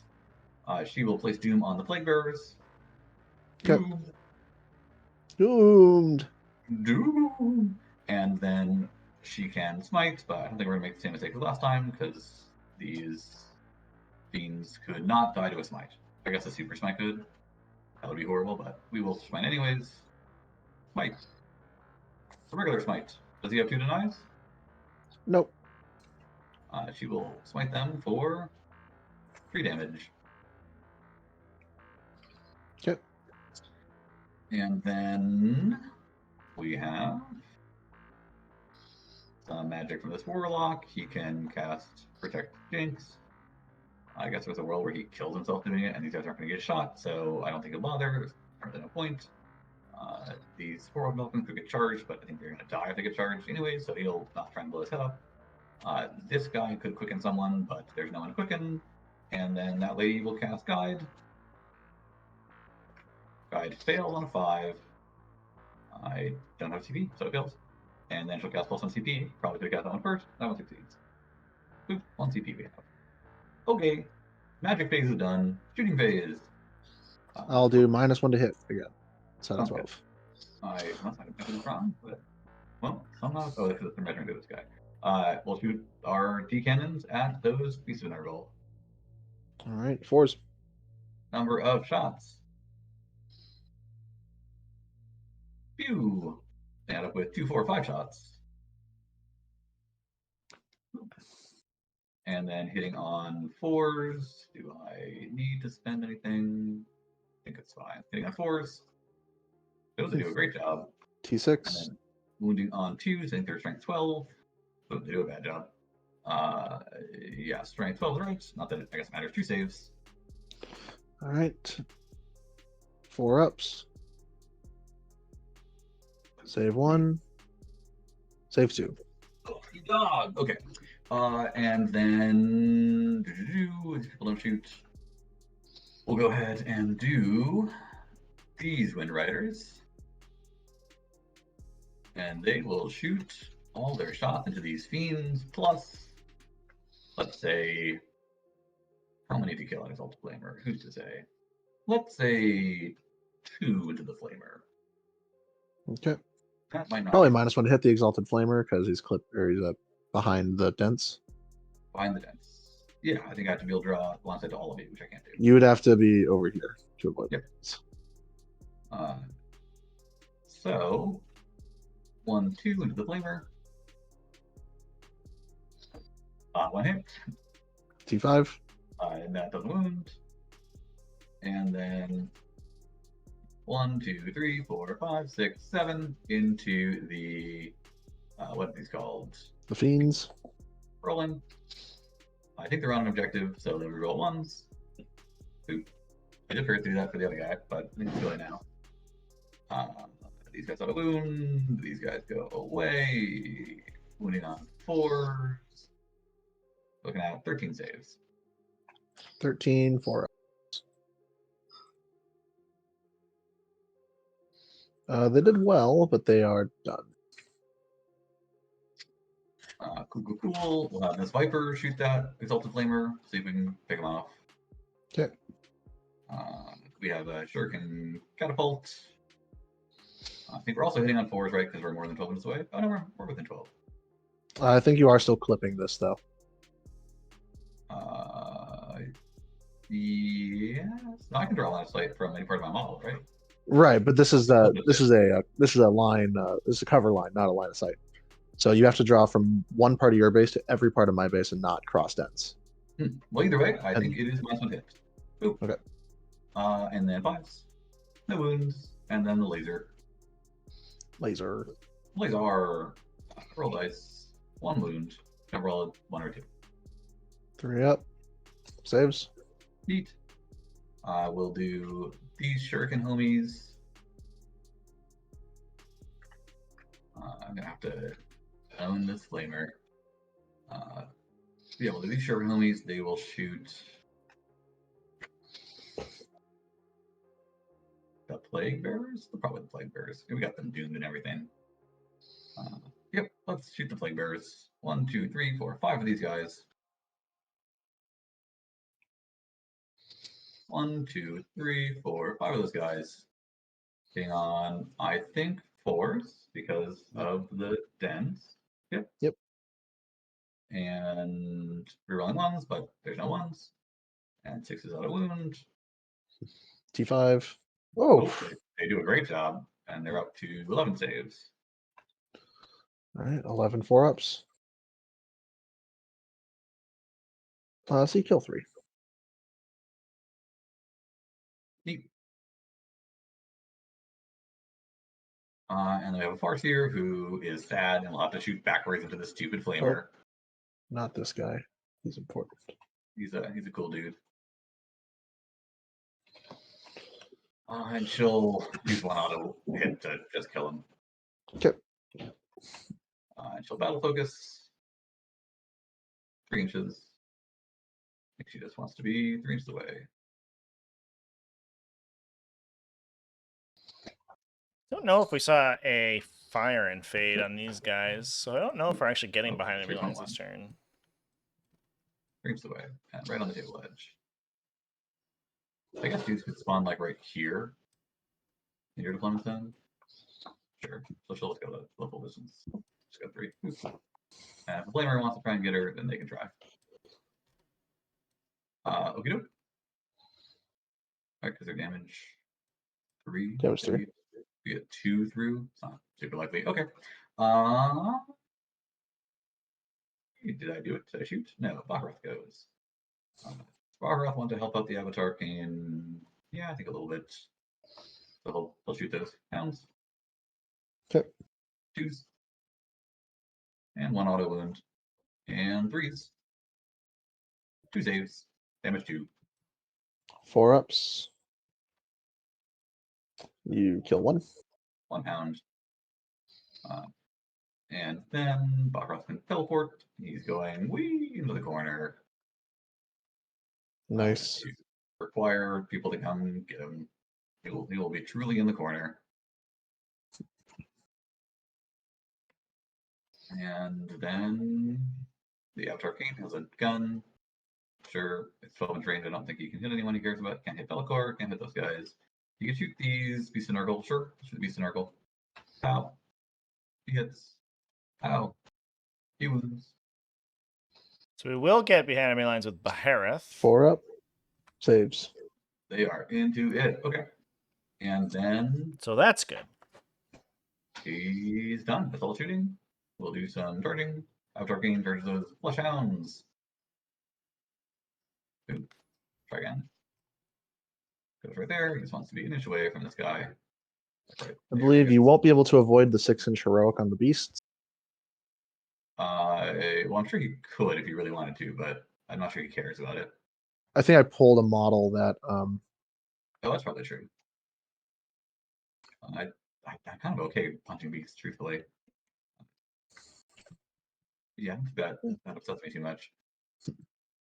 He really It is just a cares little about dangerous. Got to worry about those you 6s to hit dealing being mortals right for the Avatar. in order to screen stuff. But if you don't roll 6s, he I think they're is what they pretty want. resilient. do you have any other charges? I don't think so. I guess he wants to just like tap this objective. I don't think anyone's going to fit in that tiny space. So, Okay. Yep. I think that's it. I think we do. Because it'll draw fire away from the flesh hounds. Mm-hmm. Let me check a couple things. I've got 3 command points. I've got the Disciples of Bellicor thing, which I believe works here. Let me double check that. It is Blessing of Bellicor. Yeah, any phase when you fail a saving throw. And then the Nurgle thing for Nurgly stuff is Yeah, do you have a -1 to be hit, I believe?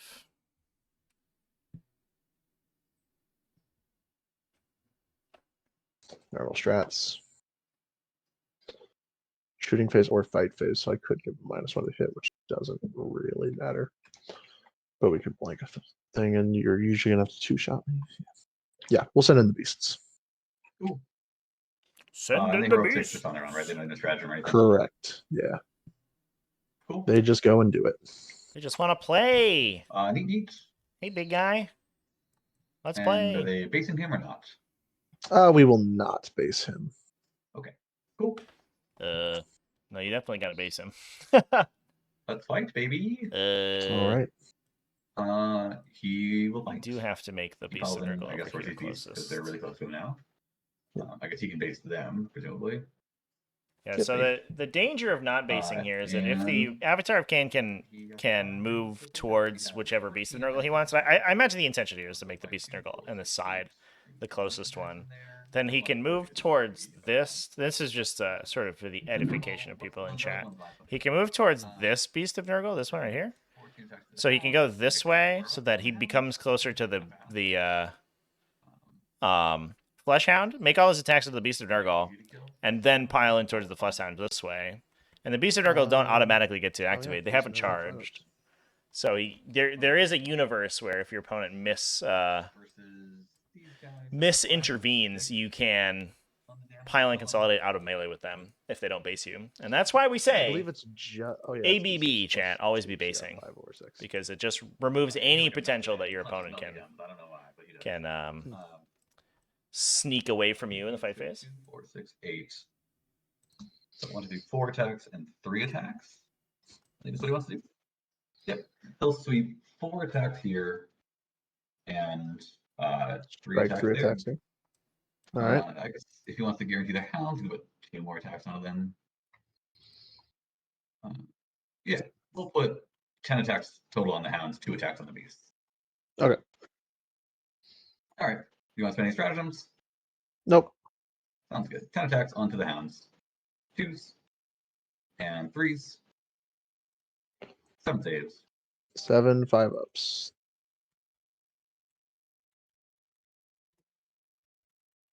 That what kills him exactly? Actually, the kills him by 1. Because Baharat helped out. And then on to El Beasterinos. 2 attacks. 2 hits. 2 wounds. 5-ups. Let's see it. So yeah, this is when I fail to save, so I don't get to see what the damage is. So I will spend 2 to blank that one. Sounds good. And we'll fail another one. And we just try and roll a 5 or 6, or nothing happens. Boop. Nothing happens. Neat. And he's already based them, so he's not going anywhere. Yep.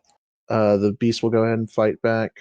This guy will kind of go like 1.5, 1.5. I think that. No, I don't think that gets him closer. 2 away. Yeah, no, it doesn't. So he'll sit there. He can still fight in 2 ranks, though. Yep. So we'll have 18 attacks.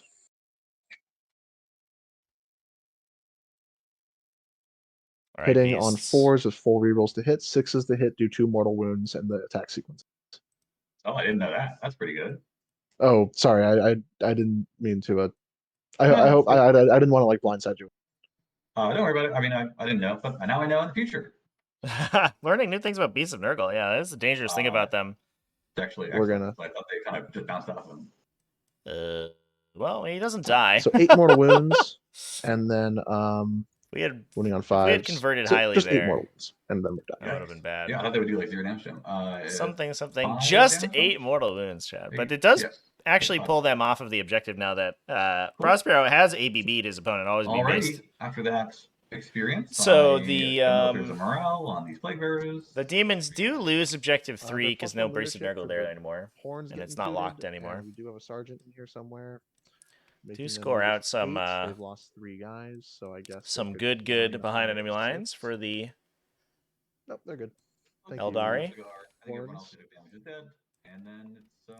And we are, now going to top of you do 3. take We do that have another objective. 10 bloodletters and these fiends to come So we in. will only get another 4. So I got to worry about, I think we have forewarned active on did both you of have the anyone Windrider figure units, it? so anything within 18 inches of them is eligible to be shot in the reinforcement step. Do you have to worry about these friends? Yeah. But Harith is going to be a little interesting to deal with. I think it maybe pulls the focus of the Exalted Flamer. If the Changecaster with all of his mortal wound damage can do 3 in the Psychic phase, and the Changecaster converts a single blue fire, that kills Behareth, but it did has to he go attempt to- through no, a did he auto attempt to pass cast saving spells? throw and command points, you so know, that's a quick little info, unlikely quick to actually kill him. yeah. Behareth turns out real tough to There were kill. 3 points. Boop, boop, boop. Thank you, I appreciate that. And it's got the enemies working. It's cooking. We'll see what happens. 100 lines is 3. No prisoners is something. I'll figure it out. Alright. Keep going. Okay. Command phase, we're gonna give full rerolls to hit. So I guess bloodletters. That's all we can really give it to. Yeah, this is a very We get a mobile matchup. 4 on our Yeah, command Behareth phase only there. can only lose three damage per phase. Yep. So he's liable to lose 3 in the psychic phase, which he will most likely do from the smite and Can this guy move away after getting shot? now or just, endless Grimward bolt of change from the changecaster. He shoots or he fights. So then we need the exalted flamer to do one of those 3 damage hits on him, basically. I guess we could also push for the pink fire because it makes the auto pass save less good. Relevantly, though, he can stand up on a 4-up for 1 TP. That is relevant. Yes. Yeah, and then he has the potential to respawn after he Who dies knows what too will for a happen, command but point. It is very annoying and something that to consider. Those Phoenix Lords, That is absolutely they something to they die consider. hard. You know what I'm saying? Do you think we get the Avatar versus Bellicor fight today, chat? The Bellicor in true demonic fashion has weakened his opponent on his horde of Nurgle demons beforehand, so despite the fact that he's half damage, he only needs like 2 swings now to kill the Avatar. All right. I hope we see it. Let's go fight. Big demon fight. Let's do it. In fact, just fall back with those Beasts of Nurgle. They don't need to be in there. So we can bring in Bellicor at this point. Just gotta think what we're dealing with here. We've got a Farseer. Could drop over here. It'd be a 9-inch away drop because you've got a bunch of things everywhere. But bloodletters do get a 3d6 rerollable charge, or well, not. I'd have to spend the command point to reroll it, but they do have a 3d6 charge if I burn the command point. Seems good. I think I probably forgot about these guys within 3 or within 12. No, they are within 12, so they could also expand. Okay. They could. Not that they're amazing at it, but they are, because they're not shuriken guys, but they are guys. Right. Yeah, it is something that they could do. I'm gonna refill my water. You keep thinking. Or move Yep. if you want. I really don't care. Yeah, I'm gonna start doing things. So we're giving you that. You start the action over there. Your Farseer's out there. Yeah, there's things I want to do here. I don't know if we have the ability to do it all.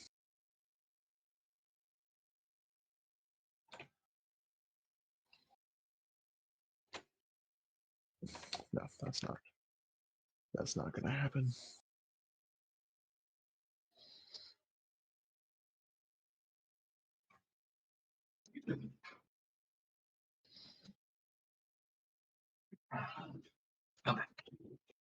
Nice. I'm still just kind of thinking through my turn. That is reasonable.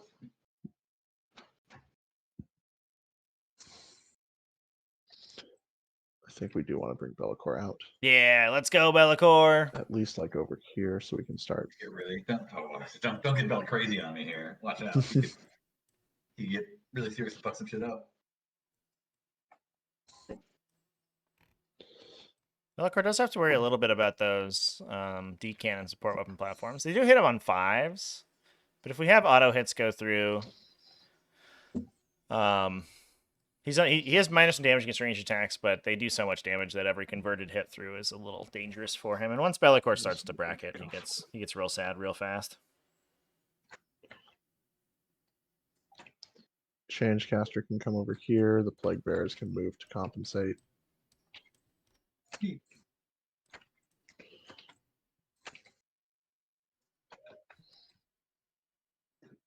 Guess it is relevant that the Beasts of Nurgle do lose Exalted their full Flamer rerolls moves. this turn, so they're not quite as dangerous to the Avatar. We may actually need Bellicor to finish it off. Yeah, with some big boomeroos. If they don't naturally roll a bunch of 6s, things could get weird. We're yet to see.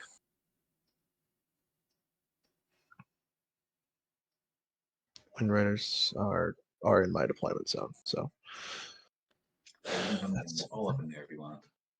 yep.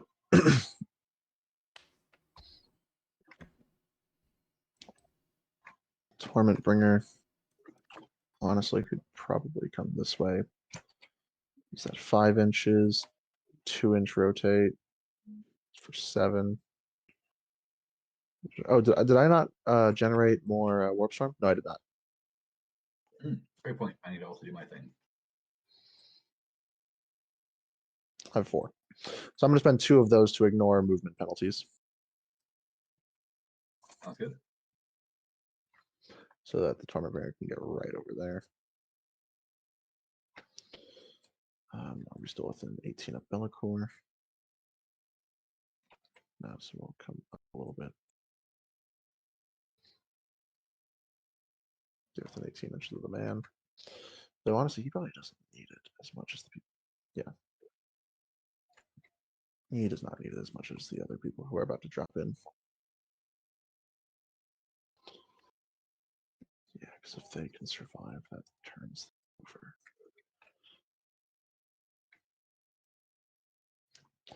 Okay. It does feel a little interesting because it almost feels like the game hasn't even really begun yet, given that there's so much stuff still in reserve for both these players, and they're trying to kite each other as hard as they can right now. We do lock objective 1 over here for the Chaos Demons, but that doesn't So I will mean too drop much in at this time. some blood letters. Let some blood up. Just 9 inches away from everyone if I can help it. Yep, 9-inch. So now, yeah, if I roll a 9 on the charge, we should be able to keep both. Get that more luck. Yep, sounds reasonable.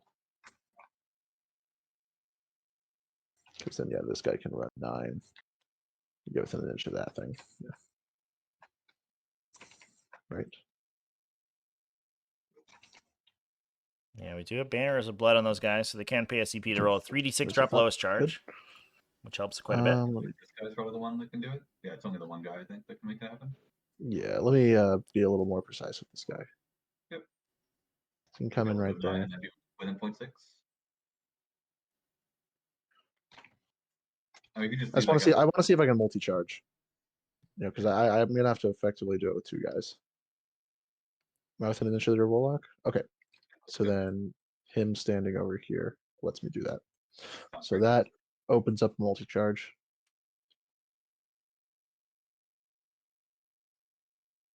Everybody else comes over here.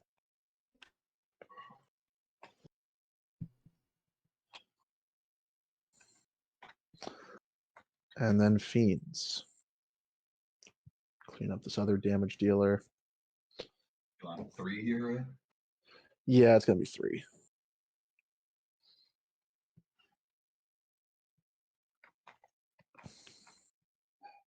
Do have to watch out for a forewarned on these guys, although it's going to be less dangerous.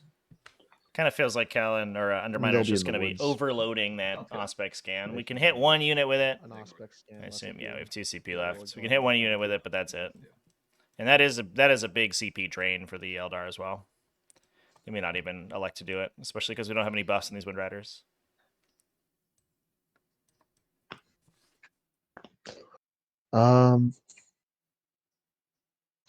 Yeah, that's that. Are you gonna Auspex scan anywhere? I definitely will scan somewhere. I guess the question is, do I want 4, 8, 16? Do I want 20 shots hitting on 4s and these fiends, or 9 shots hitting on 3s and these bloodletters? Bloodletters charge even the same either way because we won't kill, all of them, and it'll just be 4s and 4s versus 3s and 2s. That said, it's not too hard to move the bloodletters next turn, and these fiends are going to be more of an issue. This is the last of the reserves because it's turn 3. Interesting question. I think the correct answer is probably the G cannons. 9 shots versus 20 shots. Interesting question. We're not going to get that many. We're going to kill like 1 fiend. No, the decans is better. Well, the decans. Yeah, that Decan and fiend shooting? shot does sound Land shot. pretty sus, to be fair. You know, I'm not a full. Oh yeah, you're a D6, D3 blast. yeah, Yeah, they're you only full D3 shots. shots. Yeah. Boop. That was And not then a great twos. roll. 4 saves. Yeah. 4 or 5 ups, or 4 ups. Sorry. You kill 3. Kills 3. No mortal wounds dealt either. Those decans do mortal wounds on 6s. A Um, little unfortunate. Not really worth the 2 CP to kill 2 sorry. models. Do you mind if I do one thing? Put my sergeant up in the front because there's no reason for there's no reason for him to be back there. Yeah, I get you. I don't think that changes any information or any decisions that we made. No.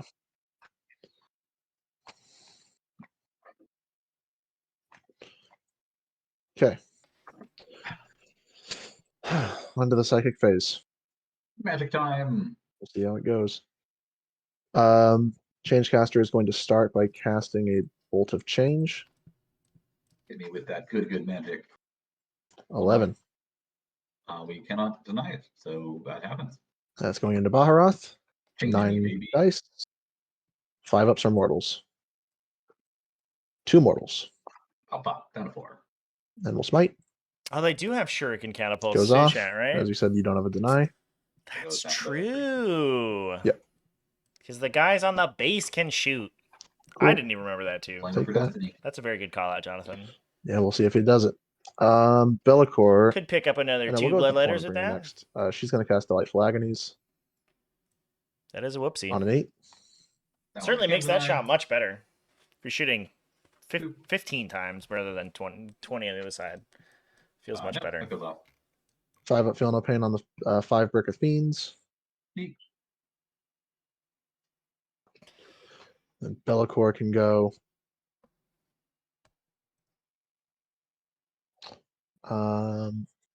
He can cast. He'll smite the avatar Sure.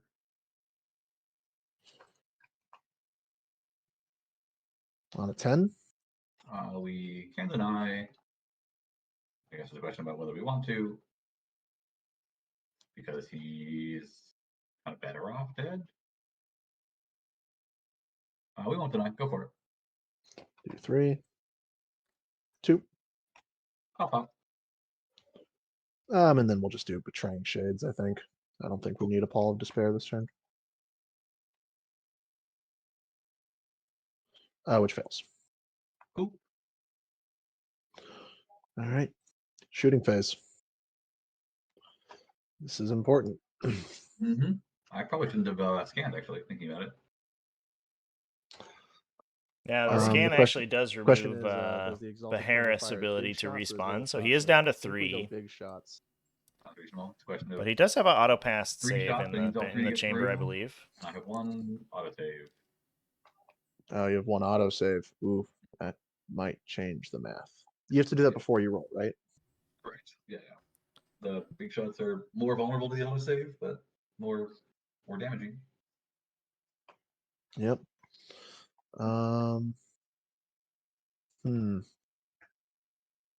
Good question. With an autosave and a CP reroll, it definitely feels like the smaller shots are much more consistent. Hitting on 3s, we're winning on wondering 2s about versus hitting on 3s, firing. winning on 3s with volume. I think we still got to go for the big shots. Okay. Big shot me, baby. Wondering about firing Hitting those on big 3s. weapons. Oh, Ooh, we're gonna slow just roll need to for roll dramatic one time effect here. to hit. I'm doing it for dramatic effect. Yay, okay, so 2 this is not gonna matter. misses. You block it, right? Oh, yeah. One win. Phew. Unfortunate. That's unfortunate. Yeah. Maybe get a Looks CP like roll to hit roll in there, but I don't know if it's worth it. Um, You're then just forcing your opponent to also that's roll a 4+. basically all of our shooting. I think that is literally all of our shooting. No, we have whips on the Torment Bringer. Out of range. Okay, never mind. Onward shot. Charge phase. And we'll start with the big one. We'll spend a command point on Banner of Blood, and these Bloodletters will attempt a 3d6 charge into these 2. Did 36 take the highest or just 36? 3d6 drop the lowest. Which is still quite good, just less good, I suppose. All right. Oh, yeah. 12. Okay. Max charge on the bloodletters. Those are That's big. big. It, baby. Getting into. So that's going to steal objective I thought 5 away. I was upside down, so I thought that was a 1-1. That's For a- second. That's Yeah, a big deal, and it will What is it, Battle City most a little likely. bugged It will for sure kill the Warlock, I think. You need one converted attack to kill it, and then most likely kill most of the support weapon decanter platforms. Bloodletters are strength Do 5, Warlocks have AP3, invuln? so they just knock down their save entirely. Okay, that's cool. Yeah. That's a big swing. So that should start to grab 3 on assassination for Available. Underminer. And These things will cut probably win Prospero rounds. to a maximum of a 4. That also prevents him from getting data intercept this coming turn too. So that's huge. Is a huge charge right there. They get a I think that may put us in a position where Prospero has to kind of make some big plays to come back. Certainly would have been nice to shoot those shuriken catapults, chat. Should we block For out sure. let me just see something. I want to see if this guy could fit. No. Looks a little So, dicey we'll there. just Yeah. block it out. This guy And, 7, Oh, and 7? Oh, my bad. yeah, you just need to be an inch back. That's not. Like, Yeah, over there. there you go. Oh, that's good. And then these two will just come up and Roar. be there and provide some lookouts here for the Torment Bringer. And then Be'lakor will go into the Avatar. Yes, the fight. So we'll roll the dice. Let's go, Roar. chat. 8, he's in. Well, we got our big monster fight, but I think Oh, I'm so weak. Be'lakor's doing it a bit cowardly. Yeah. He had his lackeys come and beat you up before the fight. That is very Well, I think thematically they're a lot of appropriate, though. We are forging a I think- narrative. Yeah. Be'lakor A would lot do more that. damage than Be'lakor would do, but they did enough that it's not an honorable duel like it was before. All right. And I think that is going to be the. I think that's going to be that. You don't have CP to interrupt, right? No. No fights first? No fights first. All right, then we'll just work down the line. Starting with this one over here, Let's which I'm go. invested in. Everyone who can is going to fight the war because I don't really care about these guys. I care about him dying. Or 5 of them. So we're going to get 11 attacks with the Blood Reaper, and then the other 2 will go into the support weapons. Sounds good. Hitting on 3s. And wounding on 3s. You've got 6 4-up saves to make. What do you got, Warlock? Ooh, he He tried. does. Damage He does. each. A valiant effort was made, but he is now kaput. He's been assassinated. Then we got 4 attacks into the things. Hits every time. What's their toughness? 5. Wounding on force. 1 wound AP3. That Bounces on the support weapon platform, but those Ah, assassination points are really where it's at. Can they fly? No. No? Alright, then we'll come in base. Try flank this one. Sounds good. You have to use other shenanigans to come get me. Oh, I've got Like shenanigans. your copious amounts of psychic. I will go with Be'lakor next. Yes. And we will go 6 attacks into the Avatar. Hitting on 2s, rerolling 1s. And then your toughness 8 into strength 12. So winning on 3s. 5 AP4, no win. All right, 6 of saves. You know, Oof. You take a bajillion. yes. I'm doing this from my own humor, but yeah, you take like 10 damage. Boom. All right, I guess the question is, does he boom? He does boom. Good for him. Doesn't matter for the beasts. Avatar explodes. Be'lakor, I guess. Where's my D3? Ow. Just for Be'lakor, D3, that's damage. sad. I don't think there's anyone else around. Get out of here, Avatar. Go home and come back when you explode in a big way. And the Avatar's a character, right? Oh, sure. Right, makes sense. I was about to be very confused if he wasn't. And then the fiends go.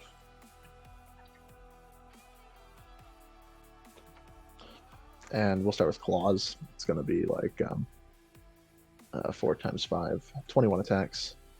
Yeet. 3s. Wounding on 3s. 8 AP2, 2 damage. Neat. These are 5 ups. Ooh. 1, 2, 3, 4 Almost dogs, gets only him. one left. Not quite dead. And then 5 tails. Oh yeah, we have those threes. prolific tails happening. And 3s. 2 at AP3, 3 damage. These are 6s. Roll double 6s. Nope. He dies. Okay.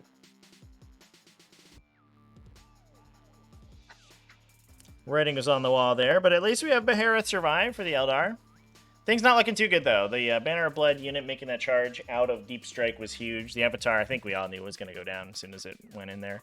At least it did force Bellicor to come forward, but we do have 20 Dire Avengers still in reserve for the Of course, these guys were doing the action. Eldari. This change caster, because I didn't mention, is going to... that can now pop off this table edge, I believe, and just rinse down the... you can fight back with your the demon deployment zone, and with that, with no more manifestations in reserve, the only thing that demons really have that are fast enough to come back are the fiends, and even then, I don't even know if they're fast enough to get back off this table edge. So it may be that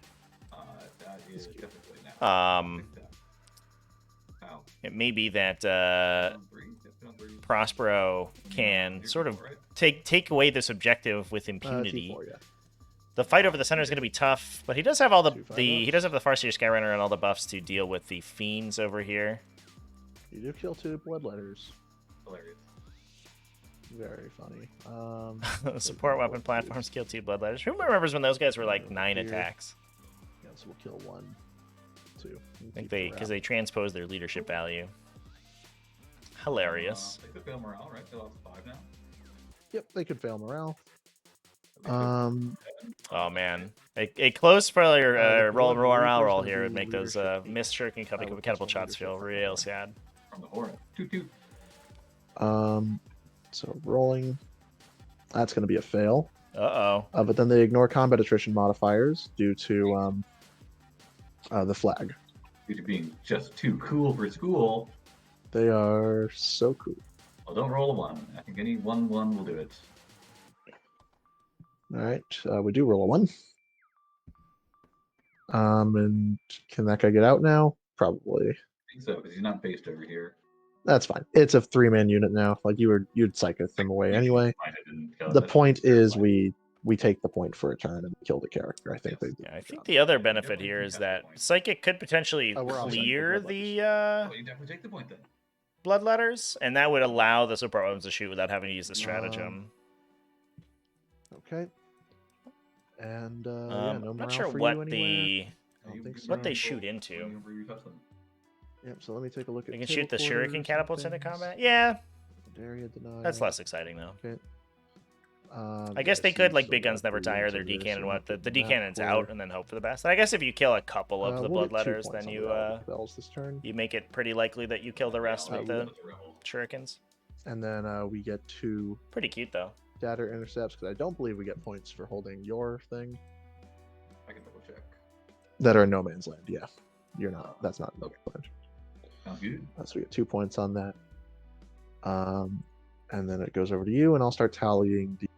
Okay, you left it over here, so I get another 10 tallies, so I'm up to 46. Point Torino, I hold 2 points. Not my own objective, but 2 other points. Yep. And Scout the Enemy completed for 2. And that's it. Got our Can you do that once per turn? Scout the enemy. Yeah, only once per turn. God, I wish. It does complete automatically at the end of the game, so on turn 5, I'll get 1 that goes on if they're supposed to be unable to go because there's no fall line activated. And now there's no option. We have to bring in our Dire Avengers to avenge. So I'm over here for now. And there's no more reserves, so at long last we can stop this horrific screening. Actually, we can't really because there's still teleports, but they're less scary because there's no flamers. Okay. What is the plan, Dan? What the hell is your battlefield edge on this one? Ooh, good question. It's the long edge. Yeah, come off the Okay. short edge, but not the So I long. can The come helpful off edge. This edge, yeah. I can come off over here. I can not come off over here. Come off over here. Found some options. Baharoth is alive. Good for you, Baharoth. You did it. Where are my homeboys gonna go? Out of my own curiosity, what would have happened if I flamed Baharoth? Would have been 7, which auto hit, and then wounding on 3s. And then you'd be saving on 4s. Mhm. Even with, would have gotten him. Shame. Auto hitting is good. Turns out. Auto hitting is very good. Yeah, that was an unfortunate roll These from that fiends Exalted must Flame die. earlier. So we got our old 10 men, I think, coming in over here. They can't come in on that edge. They can come in on this edge, which is actually kind of a problem because that puts them out of range. This edge is actually a big issue. I guess they come within 6, so I guess we. 6 inches of the edge. You get like one row that puts you like 17.5 inches. I should have pre-measured that. That would have been a good thing to think about. Yeah, I didn't even think of the which battlefield edge was yours, because I kind of assumed they would be coming in over here. Yeah, I didn't think about that either. Yeah, that is a weird one. Definitely good to know what edges you are. Typically, the rule of thumb is that whichever edge has more surface area of your deployment zone on it is your battlefield edge. So in this situation, there's more deployment zone in contact with this long table edge than the short table edge, which makes it the long table edge as being your battlefield edge. There are diagrams in the book that describe the battlefield edge to you, but it's tough to memorize all of those. Another guy here. This Windrider or this Viper. They have to be legal. They aren't quite yet. Go. Shoop. 18. This guy's not going to 18 then. That guy's 18. Okay. So I would lose 3 guys if I went here. It's not the end of the world.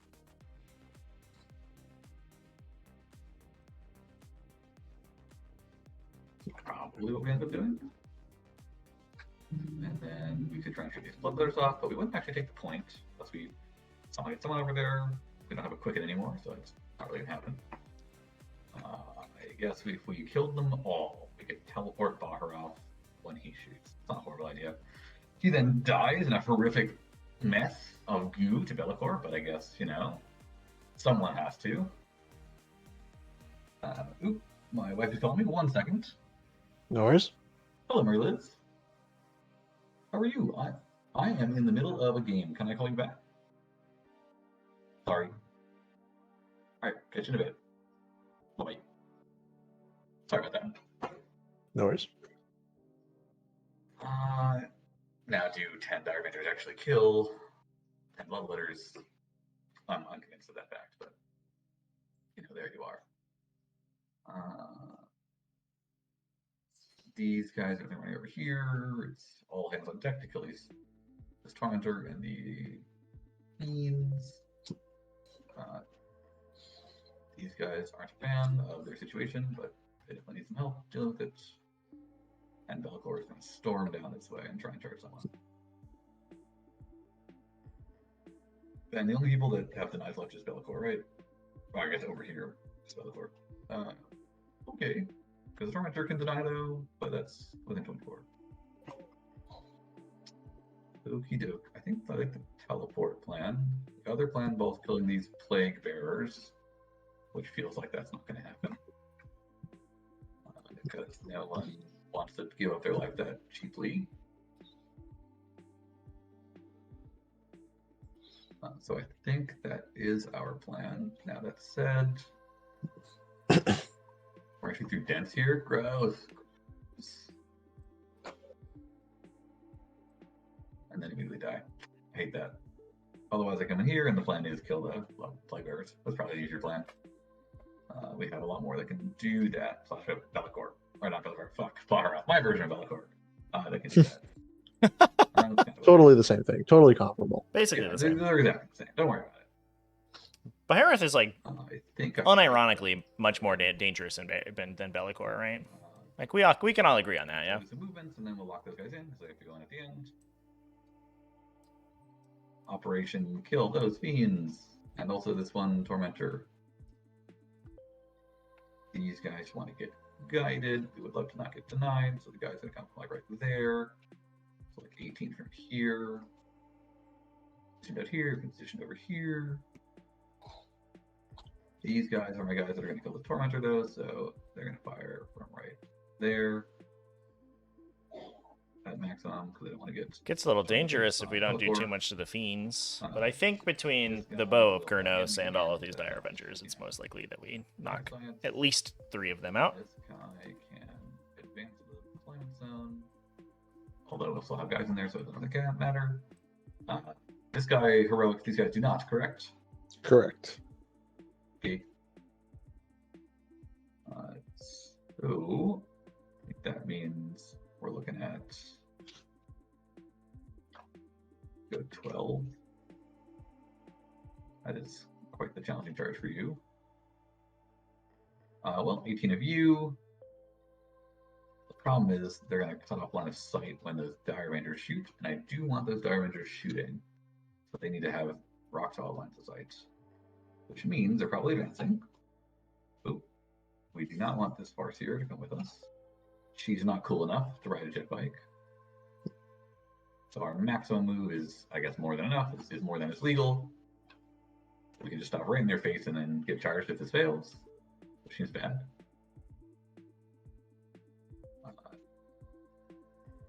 But that is what we'll do, because I don't think those Blade Bearers are coming to us.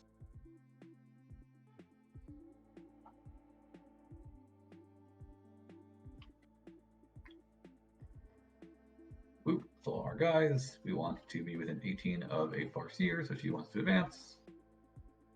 She's going 9 inches, and she wants to be 18, it's like right there.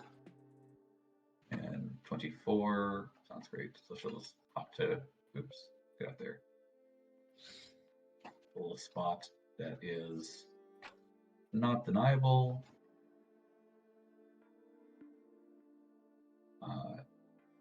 And within 18, sounds good. And she lost 2 movement here entering this terrain, but she had 9. She only moved 6 and some change, so she should be fine there. That guy is doing the action. This guy wants to hang subjective, I guess. I'll just scoot over here.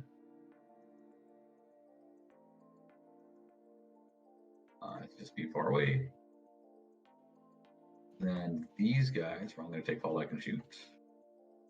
Try and handle these blood letters.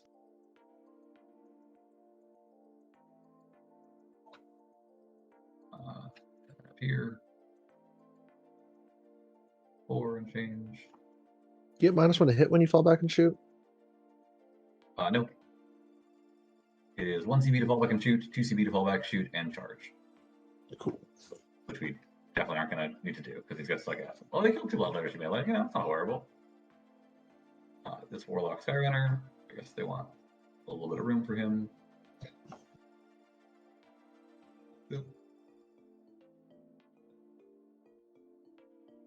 So he can go somewhere. Ooh. Let's make some work for him.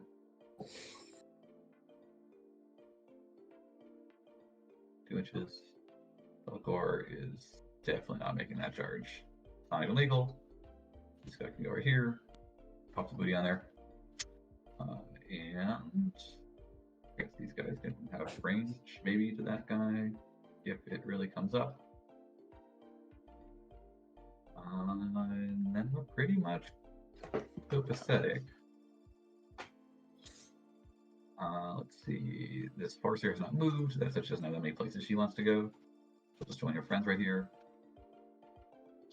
And then Bagroth has places to go. He can go his 14. End up right here. And then we want the Dire Rangers to try and pick off these Plague Bearers. There's a lot of wounds here, though. 2, 4, 6, 8, 10, 12, 14 wounds of Plague Bearers. I think it's the only option in order to hold you to not a huge number.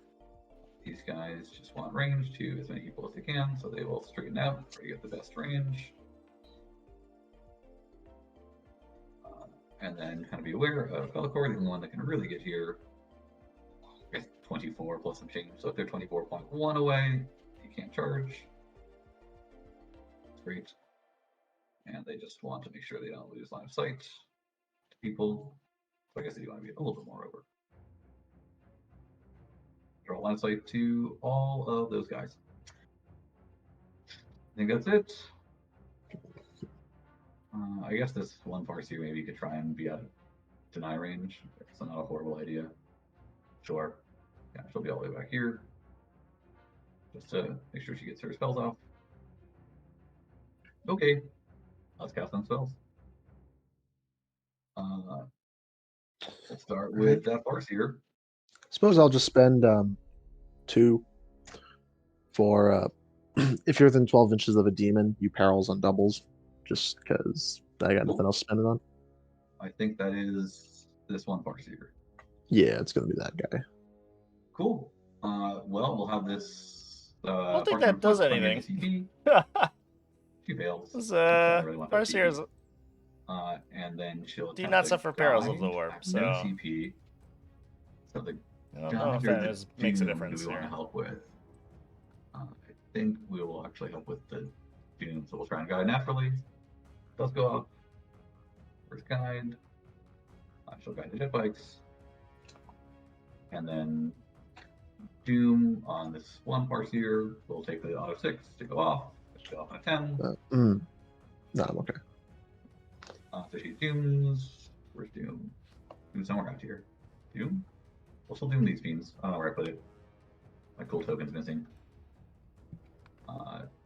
Might / Executioner can't kill one, so she'll try that.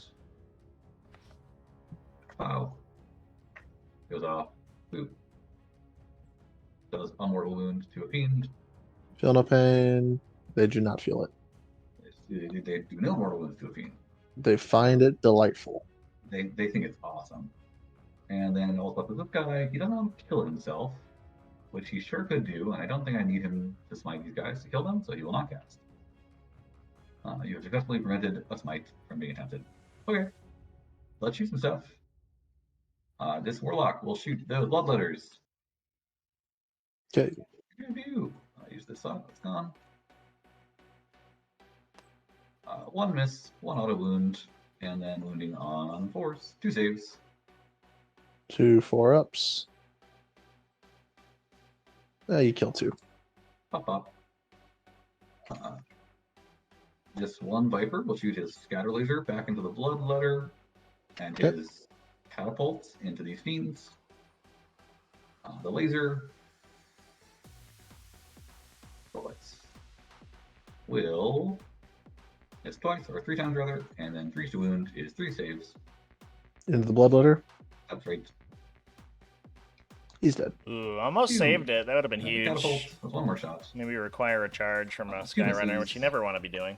2 saves on the fiends. These guys don't have that many attacks. All right, 4-ups. Save 1. Blink, 1 damage. They do feel it. Oh, they feel it all right. They feel it, baby. And then we'll do the Starvengers, who are range locked. I guess this Farseer could be range locked. Just 3 guys. I just want to kill 3. That's she gets sad, but I don't think she's gonna end up having that be a problem. So Starvengers will shoot. There are 1, 2, 3, 4, 5, 6, 7 of them who can see, plus an extra gun for 8 of them. Great guns shooting 1, 2, 3, 4, 5, 6, 7, 8. Pew. And then 2 auto wounds. Why can't I select? There we go. And then pew. And rerolling from Doom. Are you T4? Yeah, we're T4. Alright, well I did that wrong. But I already did roll it, so it's fine. Oh. So we're looking at 10 saves. 10. All right. 10 4-ups. Followed by 5 5-ups. They take 3, you kill 1. Neat. They can't battle focus anywhere. Then we'll have the Farseer shoot. She has her 3 shots. And she auto hits with 1 of them. Misses 1 of them, and then auto wounds the other one for 4 mortal wounds. Okay. Ooh. We block them all. Oh god. Danger, Bill Robinson.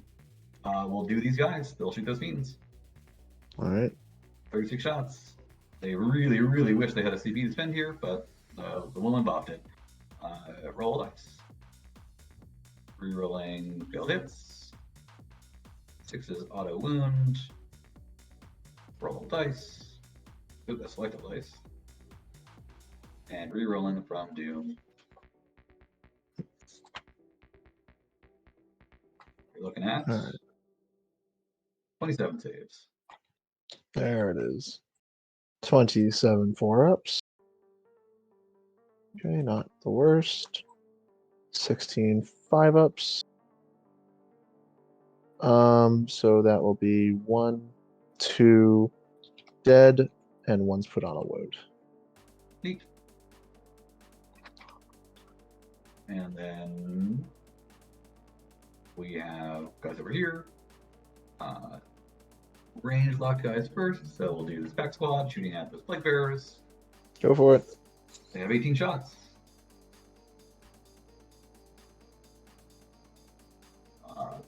Ones and twos are bad, sixes are good, and then your T5, right? Yep. So you're looking at 6 saves. 6 4-ups. Kill 2. Neat. And then we'll do it again.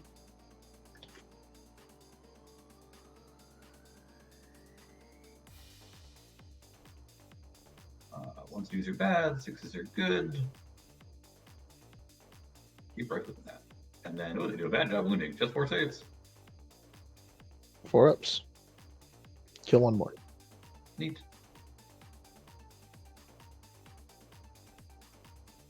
And then we have Baharoth, we'll shoot them. 2s. And then 3s. 3 saves. 3 4-ups. Kill 2. Neat. And he will not teleport, but he wants to charge. And we have these D cannons who get to shoot. They have used my CP, which I shouldn't have used because they really don't care about shooting. But they will. They'll shoot these. Beast of Nurgle. Okay. With line switch. Number of shots. Is a tragic 4. Oh, so sad. Hitting on 3s. Oh god. And loading on 2s. 2 wounds. Nurgle 4s. Fails 1. This is D6 plus 2 damage. That's correct. I will spend 2 to blanket, Sounds good. and we save the other. Neat. Okay, I think that concludes the shooting. Very nice. Huge benefit So of we'll do playing some Yarging. Disciples of Bellicor there is And the it's Yarge ability to time. blank saving throws for TCP, as long as Bellicor's on the table. But it does allow you to keep units like the Beast of Nurgle alive and Bellicor at top bracket for as long as possible. The Last Hut, thanks for the follow.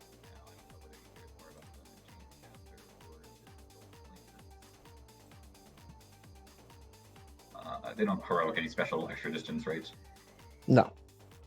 So we'll charge the Chaincaster and the Plague Bearer.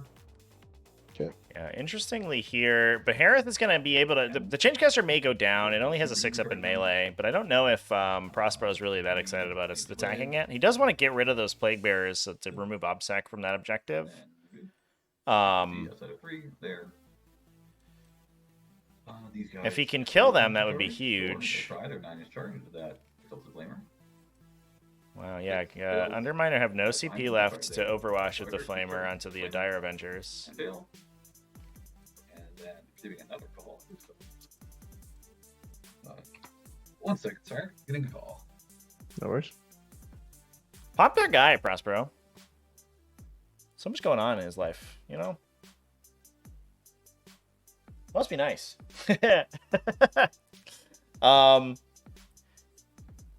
So it'd be interesting to see where Behareth swings here. Knocking out the Changecaster would be a big deal because it gets rid of a lot of the damage that could potentially be hitting these Dire Avengers. So now it's just basically up to the Exalted Flamer to swing.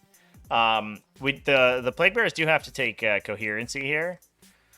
So it might not be that big of a deal if the morale check fails. They can remove the model out of coherency to morale and then have to take the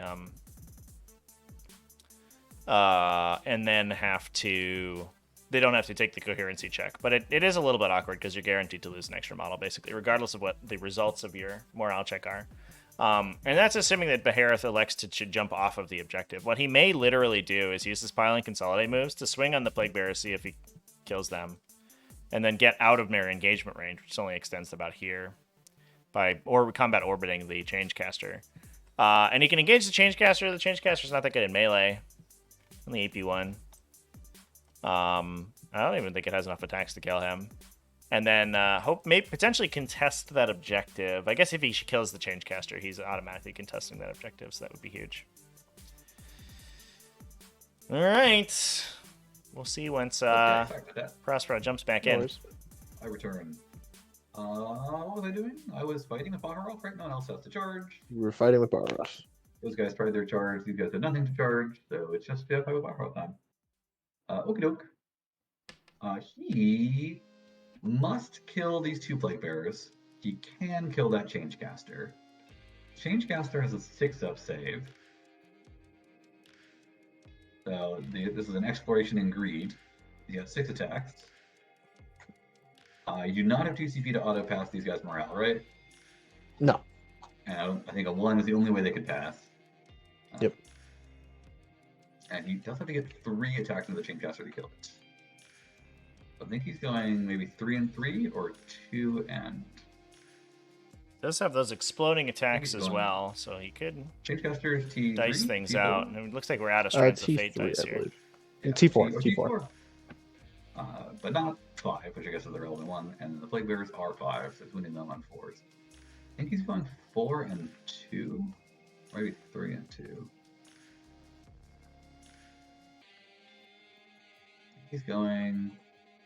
Yeah, he'll go 4 and 2. So 4 Plague Bearers, 2 Changecaster, or the other way around?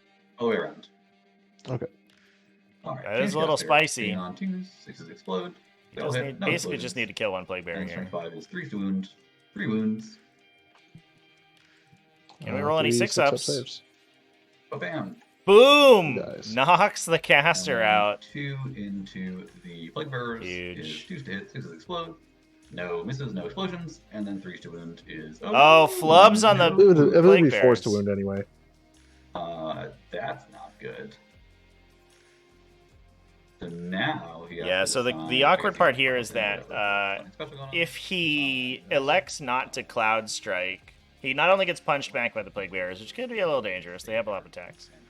But also allows this guy to combat activate, so he can push into the You do not into have to coherency. resurrect right now. If he Cloud Strikes, the Plague Bearers just sit there, and we lose at least 1 to the coherency check at the end of the morale phase. Or he teleports out somewhere else, and it giving you a reason morale doesn't go horribly.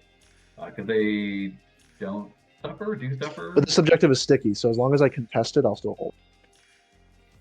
That's true. That is true. I think that's only the No Man's Land objectives. Really? Is it only are the objectives only sticking on No Man? God, I really hope it's not. In addition to like build an objective marker that is in no man's land at the end of hilarious. Fantastic. Yeah. All right, so this all right, fine.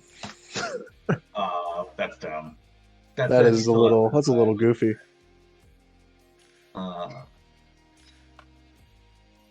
Good old Do you guys GT have at its electrician? finest.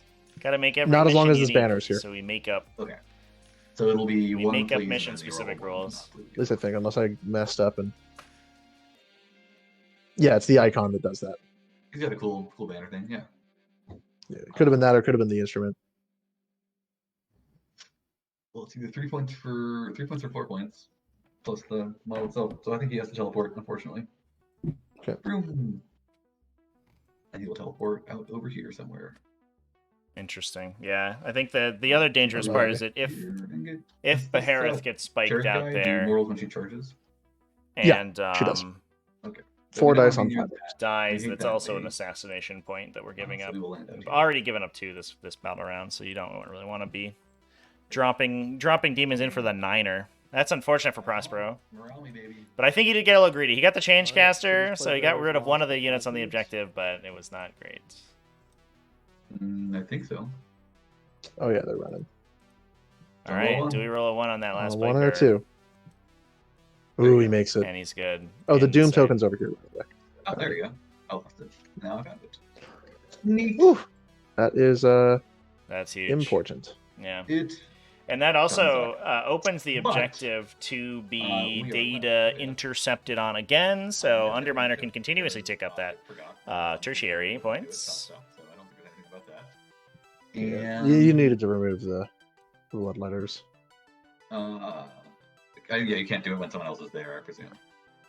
Scout the enemies being I think worked you on. might be able to, but Behind enemy lines, we are definitely in there Yeah, before. you can't if there's somebody else on the objective. Yeah, that sounds reasonable. And no prisoners is something that I'll figure out. Over to you, my friend. all right. We do get an 8 for the first time this game. It's hard on this mission. That's very hard.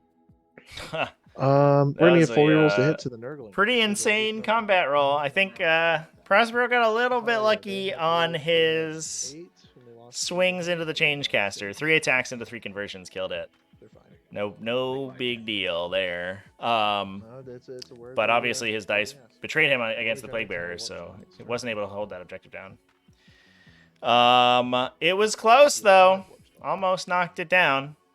But we did kill most of the fiends. Only did a little bit of damage to the Stormbringer. And continuously scoring behind enemy lines. Almost angling for the max on behind enemy lines. It shouldn't be too hard for Prospero. Scout the Enemy has finally started to complete, and I think we will be continuing it with the back Dire Avengers over here because they can shoot and perform actions at the same time. So that will start to tick up as well. And this game's kind of wide open. I do think that the Eldar are running low on units very quickly, especially if this Exalted Flamer gets up close and personal to these Dire Avengers and starts to kill them. He can burn down most of a unit with the Pink Fire and then basically try to charge and engage everyone. And they don't really... Neither of these units punch each other very well. But you don't really want to be punching. And then Bellicor could even Shrouded Step the Exalted Flamer out of melee and shoot them on the subsequent turn if they stick around for a turn. Plus he's preventing them from scouting the enemy on future turns if he engages them. Interesting stuff. So I think Eldar are going to have to get creative from here, but the Demons are also, they're on a lot of objectives and they're very aggressive. They'll probably pick up the Wind Riders this turn. But other than that, like, I'm not really, they're not really threatening anything. We're going to have to basically yeet Beasts of Nurgle into the support weapon platforms and just get shot for a while, which may be dangerous for them. Lets them bounce into And that's sort of, I have no idea who wins that fight. 6-inch charge, but yeah. I think Does we it? got it. If I move 5 inches right here, can you check to the guy who's like lower there? Oh, If I I'm think I'm measuring- here, you're yeah, I right. think I'm was within an measuring inch the of wrong model. Yeah, I must be measuring to a guy behind him. unless my model can't actually make that move.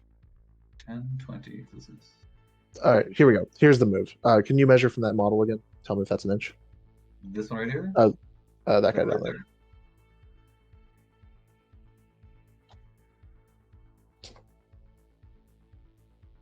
All right, we'll call it a 6. We'll see what's up. I don't know. But look at me. I'm doing math over here. 20, 40, 60, 80, 104. This guy's the 1.1. Oops. He should grind it. This guy is going to cower over here and do data intercept one more time. Sounds good. Exalted Flamer is going to come over here.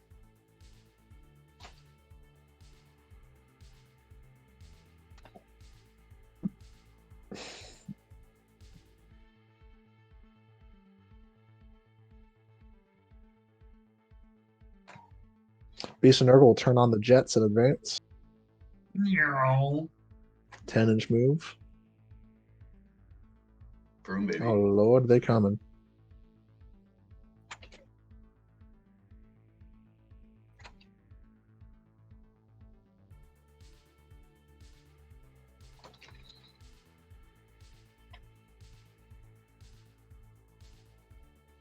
You don't have any weird like teleport shenanigans, do you?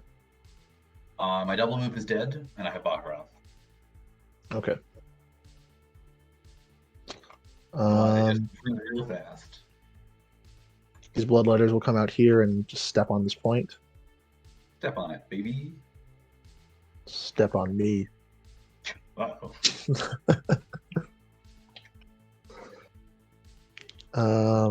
Okay.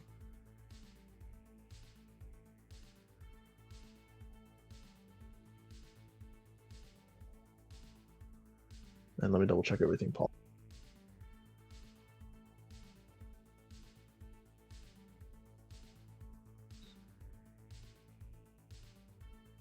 Do you have anyone doing scout the enemy right now? Yes, that's Viper. Oh, he can just keep doing it over there, over and over. Yep. Any unit more than 6 inches away from my opponent's zone. Nice. Now, are there any enemies over there to scout? Is a question that I don't want to answer. This is on the Fiends, right? Or on the Nurgling? Yeah, that is on the beasts. On Nurgle Joe. I think that Bellicor is going to sit right in the center of the board to give me points.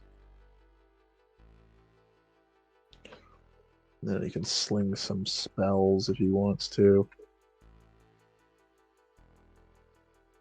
So slowly eking these Nurgle Demons way over to He can, objective come 5. back here a little bit. They're going to have to survive a turn of Psychic Powers I and think his wing can see the tip of a D-cannon shots, I guy. think.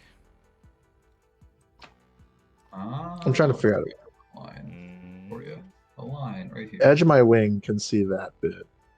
Yeah, And then that part of the wing is hovering over the building. So I'm not really sure how that works. It does not ignore obscuring, I think, because he is not right. But if it terrain, right? That seems reasonable. Question. Yeah, you have to be within the terrain to ignore obscuring, and because he base measures, he's not within the terrain until his base is touching it. Right. I mean, I could go there. That's the terrain. It's your line right here. This is a tight line of sight. I zoomed in too far and I can't do it. Try again. I've got the movement to do some rotating, and then wing can see the nose. Yeah, I think that. And then I see the model, Look at but then I that measure shot. distance. Psychic powers, right? That's right. True line of Right, sight, yeah, we'll do that. chat. What a mechanic. Not even a little bit of an He's gonna issue, have to you just know what kinda I'm take saying? Whatever's left for a turn. Imagine trying to do that in person. 1 second. When you can't draw straight lines like you can on TTS. Absolutely chicanerous. Yep. There you go. So trying to get some smites into the I Wind think we are Riders. happy Or I with guess this. We're gonna- actually any Well, we're gonna work with this. any We're gonna work non-targeted smite. I guess we can do Betraying Shades. Just gonna hit the Viper. So let's go to the psychic phase. We actually lost access to we our will shrouded start step. with I Torment didn't Bringer, realize who will that, cast but away the dragons. Changecaster had the only shrouded step on the board. So any of these demon infantry that's standing here is just gonna live here for a while. That's fine. She takes D3. She takes 2. This Torment Bringer just continuously She's takes cooked damage. herself twice today. Yeah. Unfortunately. She's not feeling it. So we're going to try to get a charge with the Fiends through the wall to touch the Wind Riders so they don't overwatch and kill the Torment Bringer. Here's the Betraying Shades. Fails. Nice. Solid stuff. Tragedy. Then he'll just do a smite. Goes off. That would go onto the Viper. Okay. I guess. Can I deny? Yes. Yeah, probably. Give it a shot. I rolled a 6. Yeah. Not Plus bad. Do you rolled have 7. new fate dice, by the way? Oh, it's a great question. I do. Important. Oop. Sorry about that. I was counting the no prisoners. No worries. These 1s and 2s are bad. Reroll those guys. End up with a save, a wound, and 2 hits. Okay. Save. And I rolled a 7 for the deny. I don't know what you rolled for the smite. I rolled a 5. Yeah, so no damage. Yeah, and I need to hold my CP. All right, let's go to the shooting phase. What's left of it? Pew! Exalted Flamer is going to flame the purple Dire Avengers.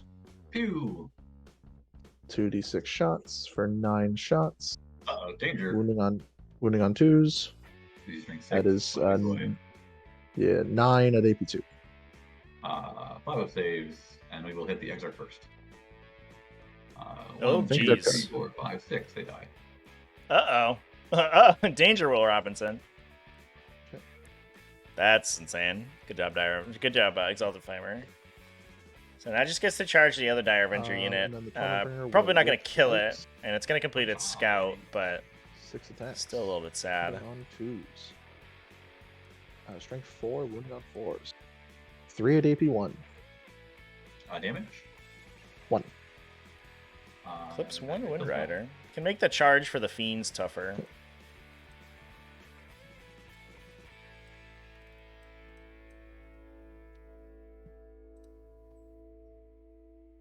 I believe that's going to be all shooting. So we'll go to the charge phase. Yeah, these fiends will go for a 6-inch charge into the Viper and the Wind Rider. Sounds good. I don't think there's anything I can do about it. They fail. We'll command point it. Make it happen, baby. Oh That really sucks. no! That's really bad. The fiends That really flubbed sucks. their That charge. sucks actually a lot. And they're not on objective 4. I think She's actually they. in danger of Oh dying to an no! overwatch. Yeah, she is. No, that's really bad. That's really, really bad. Yeah, so the Tormentbringer doesn't want to charge now because the guide could kill her, because every converted hit roll is a automatic wound, and that means that we're not contesting objective 4 with these fiends either because we needed the charge there. Oh no! That was huge. Things went too well for that unit. Bop, bop, bop. Looking for 6s. Oof. Followed by 6s. Oh my god. 12 saves. 12 4-ups. saves. You need to make 9 4-ups here. Save 2. Not that I have rerolls. No, Yeah, see she's ya.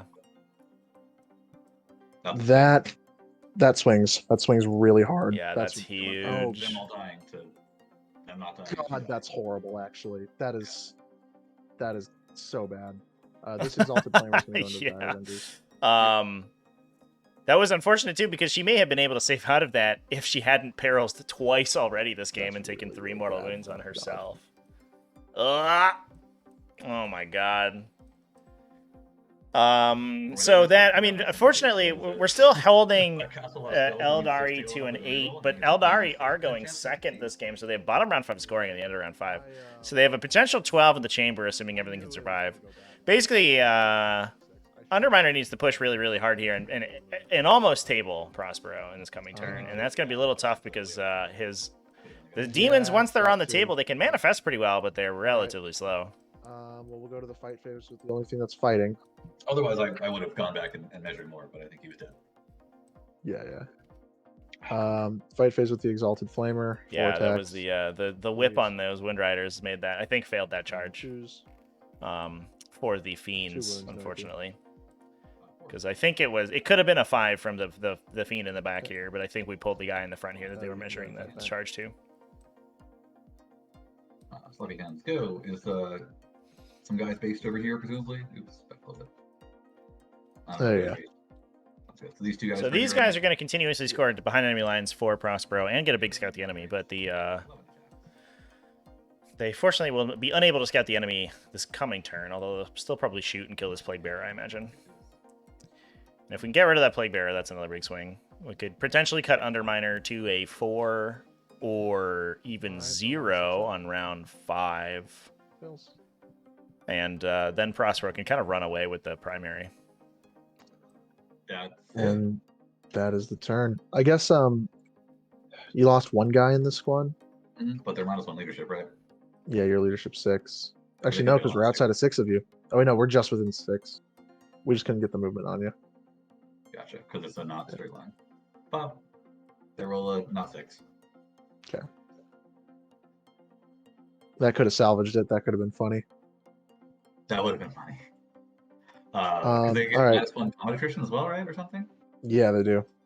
Yeah, that could be bad. They lose like 3, 4 guys.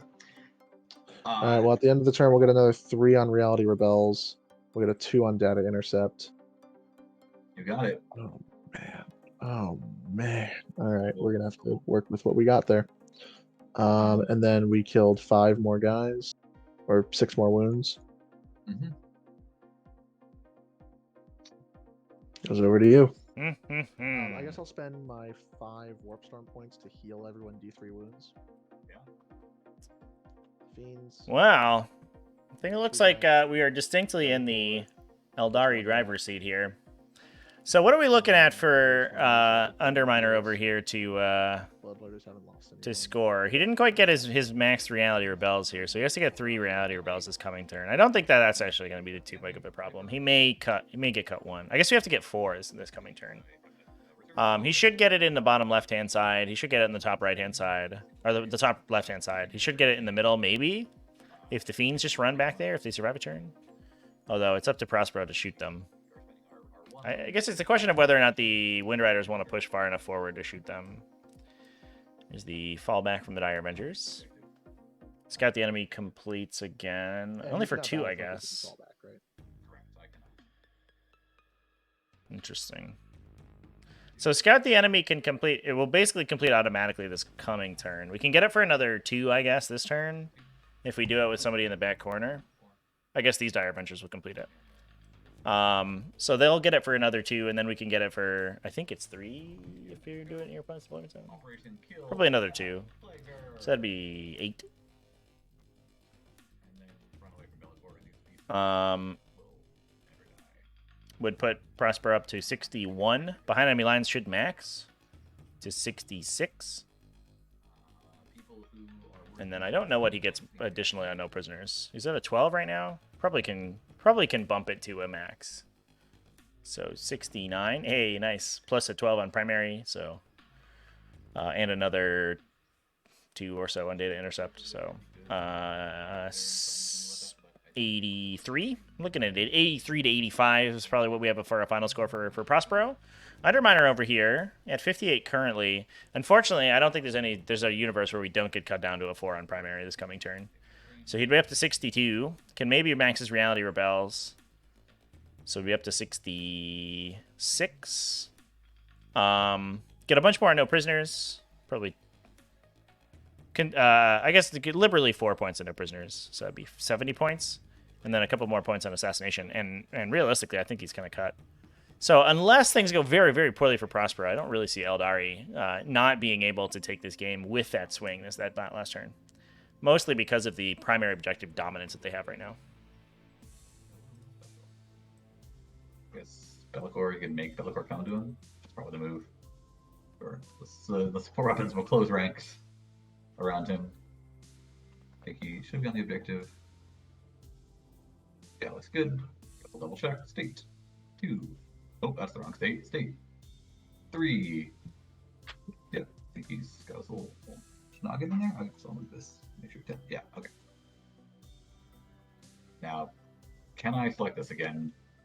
The answer may surprise you. Oh, thank God. Over in this neck of the woods, we just kind of have to encourage Bellator to go smash the shit out of a Viper. This Viper will go 16 to land wholly within the deployment zone. I guess we'll land back here and scout the enemy.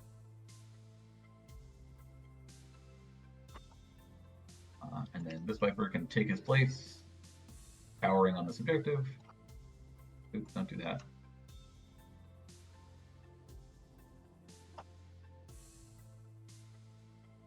And then this Farseer has very little to do. I don't know if we're going to try on Bellator or these two would be Snargle. Where's Snargle worth points, I suppose, so they're probably the move. She will fly her 22. She wants to within 18 of them, which is right here. So she'll land out here. Get a shot. Bahara wants to land over here somewhere. So he wants to shoot someone. So we'll go with 14.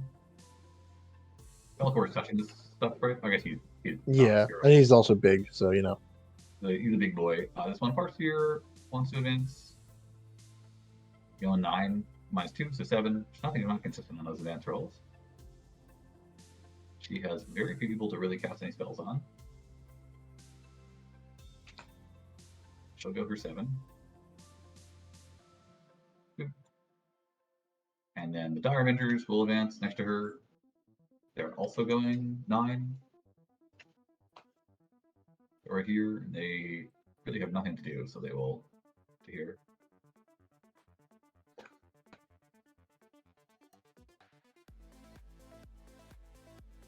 Just kind of join his friends.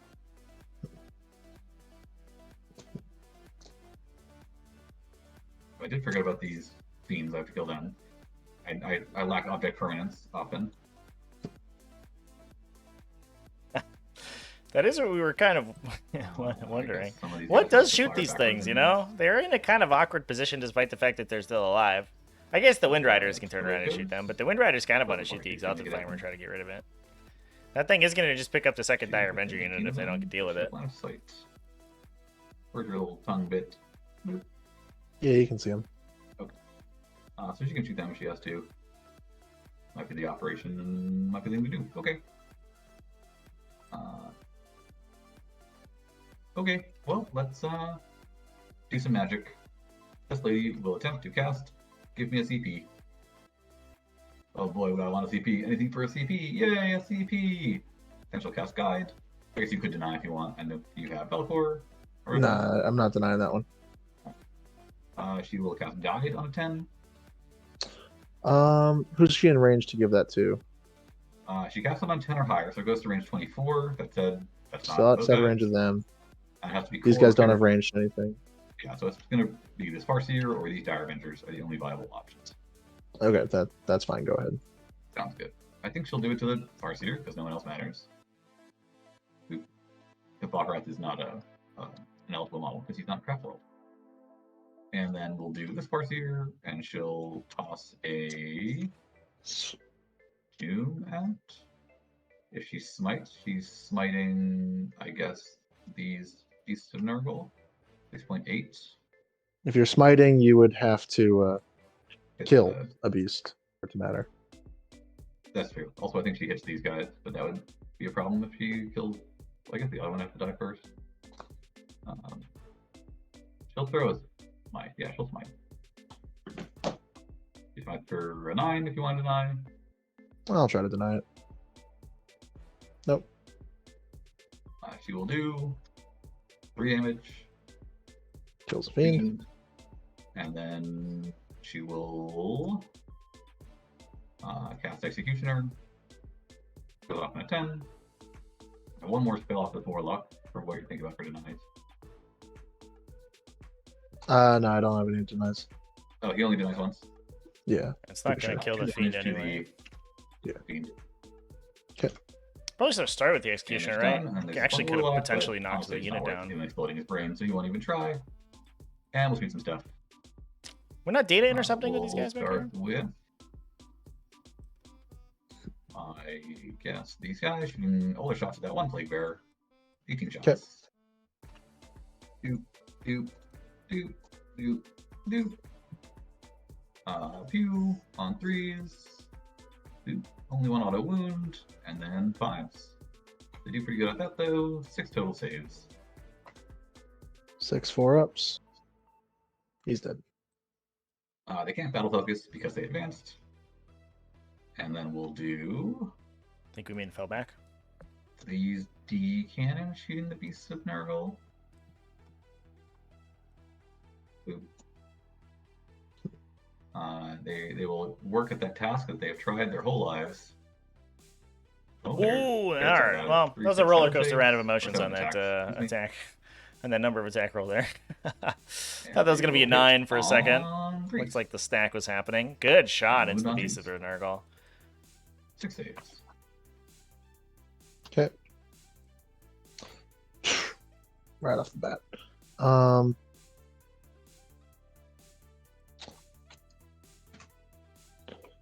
I guess I can am I able to see the damage before I choose to re-roll? I forget how.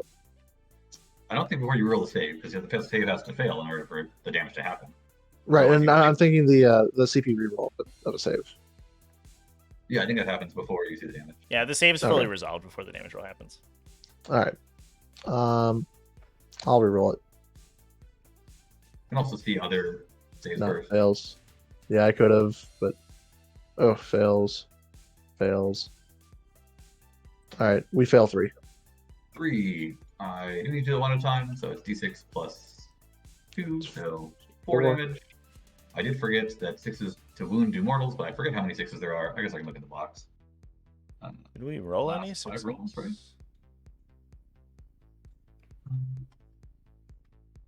Prospero rolls 1, 2, 1 3s, 2 4s, and 2 6s. So it's 2 mortal wounds at the end. So we've done 6 total damage. The next one Yep. does at least 1. Oh, it does 8, but that's not very helpful. And then the last one does 4 also. Okay, so you kill one. Sounds good. Then we have a Warlock who will shoot him with his little poppy shots. Pew. He hits once, and he wounds once. One save, damage 1. Blink. Saves. No blink today. One then beast we and have Urgle down, but the other one's going to heal back to full unless we can kill These it. guys need to go first. They will shoot all their shots at these bloodletters. Ooh, we're going for the bloodletters. And I'll spend No my buffs on one these CP for guys. 6s to hit explode. And we're going to Blade Storm. And there are 8 of them, so 1, 2, 3, 4, 5, 6, 7, 8. 2, 3, 4, 5, 6, 7, 8. Few. Reroll ones because they're on not 1 but 2 objectives. Doesn't make a difference, but cute. And these 6s auto wound and explode. Ooh, that's a huge roll. And then wounding on force. Oh my god, look at all those force! They're looking at 24 saves. Ooh. 24. Stay strong, 4 bloodletters.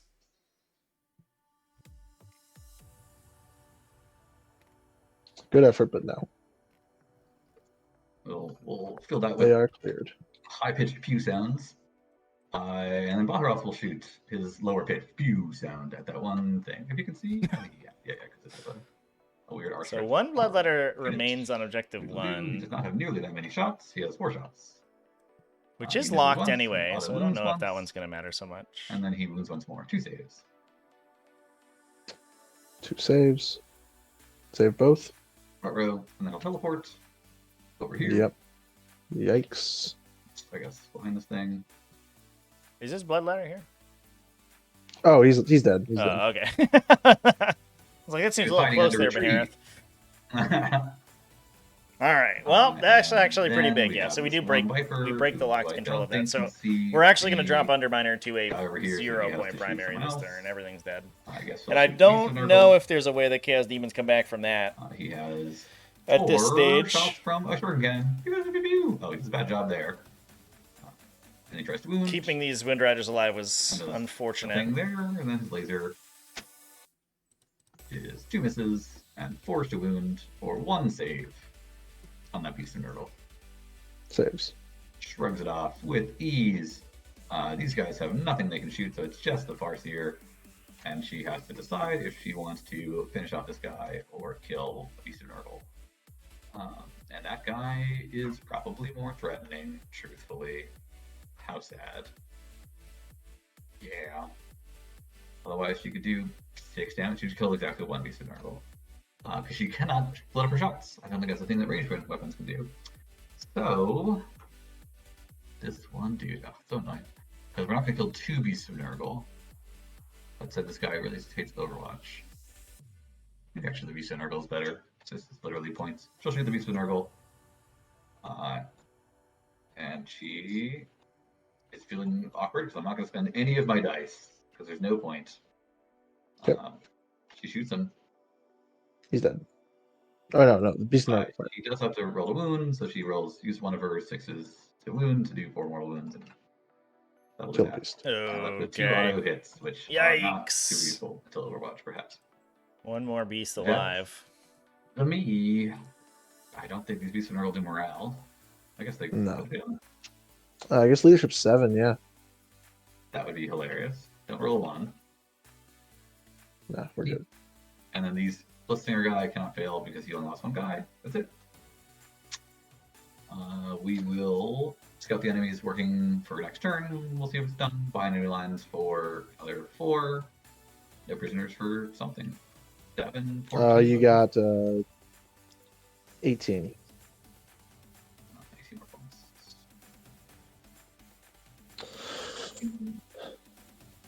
So that's a 0 on turn 5. Oh god, Yeah. that's really bad. Yes, indeed. I don't know if Underminer can undermine his way out of the situation here, chat. I think the writing might be on the wall here for Eldar. I once again forgot to do dead intercept, but that's on me. That was an extremely good turn for Eldar. Oh yeah, and everything shot or cast powers and stuff. Or Yeah, that guy. Yeah, everything shot.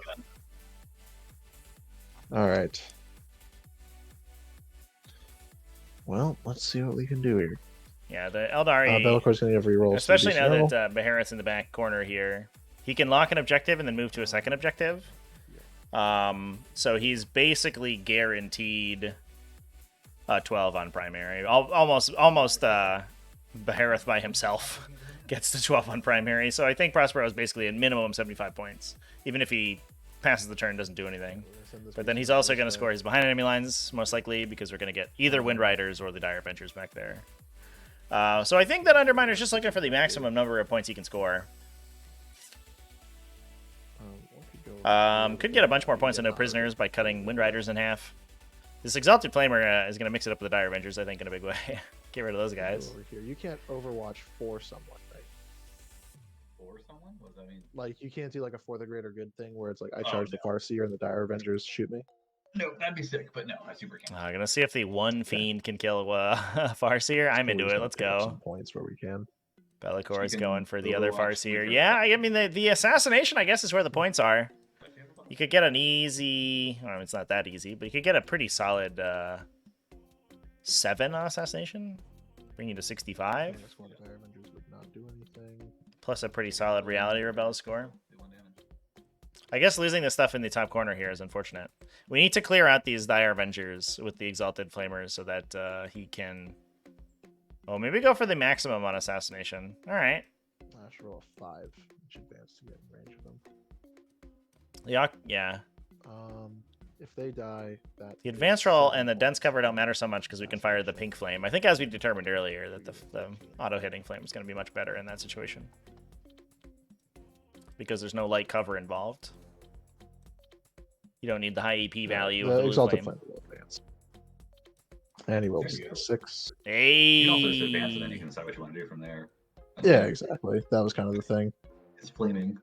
Whoosh whoosh. Flame heal, Hotman. You're probably gonna edge this on the score. All right.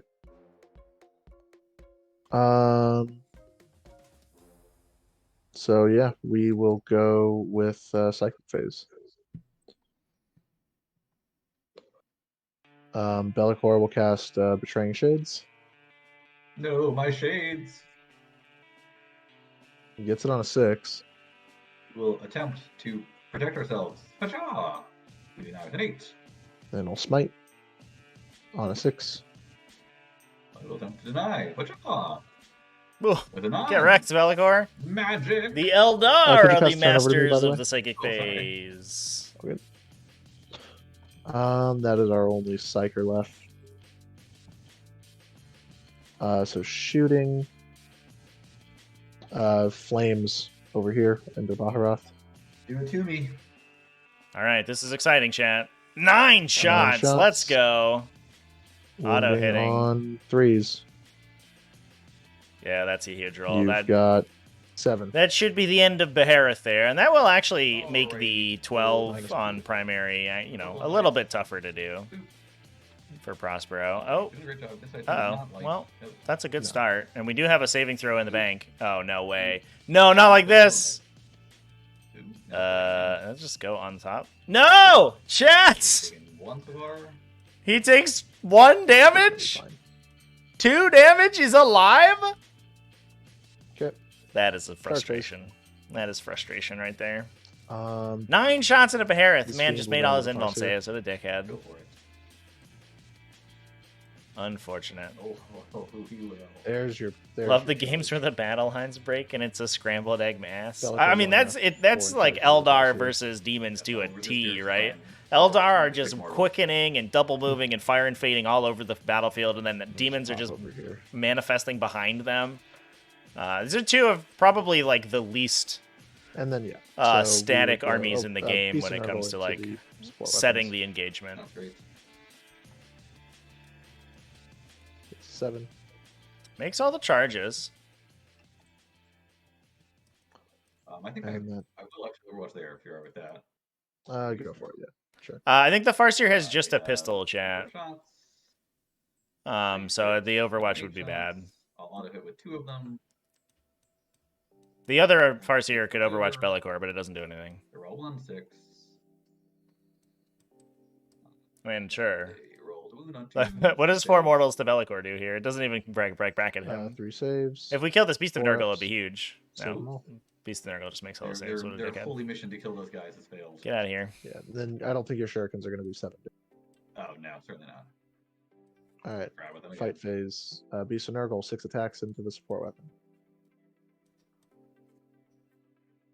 Rerolling everything.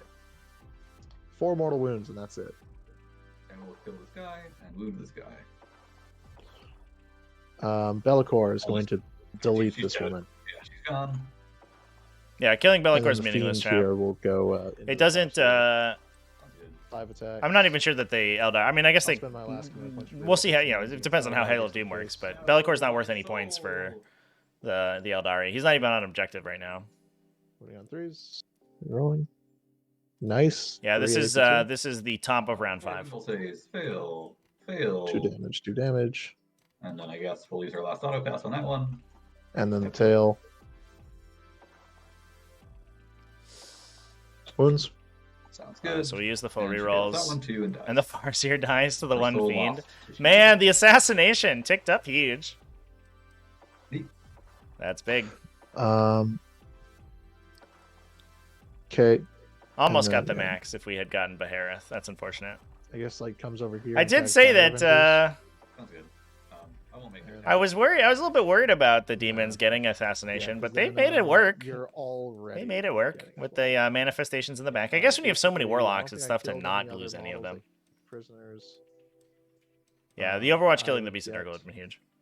It would have opened up data intercept too, but now the Beast of Nurgle is blocking data intercept. It's forced the support weapons to fall back and 1 shoot. point on Reality Rebels. Nothing more there. You would get a 12. Yep. Got the enemy goes up for an 8. Yeah. We'll do it one more time. And that looks like it's going to be Aeldari taking it away. Yeah, I think this Wind Rider unit surviving there was huge because it cracked. They killed the Torment Bringer. They opened up the Fiends to get killed. They prevented Objective 4 from getting contested, so it was a 4-point swing immediately, and then they killed the Beast of Nurgle. Frickin' Fiend charge. Yeah. That charge was brutal. That's really bad. All right, chat. If So anybody has any bad questions for the that- players, go ahead and throw them in there. Congratulations to Oh. Prospero. Want to stay in chat. If you want to chat another time, I am like 10 minutes past the time I have to go, so I probably should Okay, run. looks like we're going to go. No worries, I had a man. really good game. I'd love to chat later if you want to. Yeah, absolutely. Yeah, no worries, guys. Zach, congratulations on taking it down. Thanks. That was a tight one. Old sphincter clencher. Yeah, no kidding. Those silly fiends over there. I know. Yeah. I will drop 8866 into ECP. Awesome. Well, thanks, guys. Thank you. Yeah.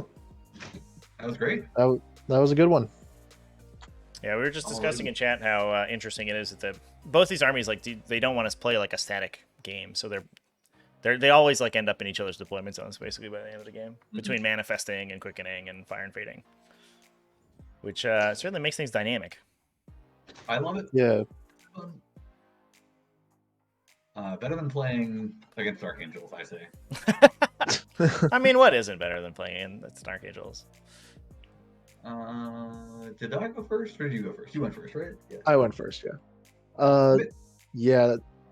I like this style of 40k more than, some of the cagier styles. Demons are cool, though I think this tournament or this pod has shown me that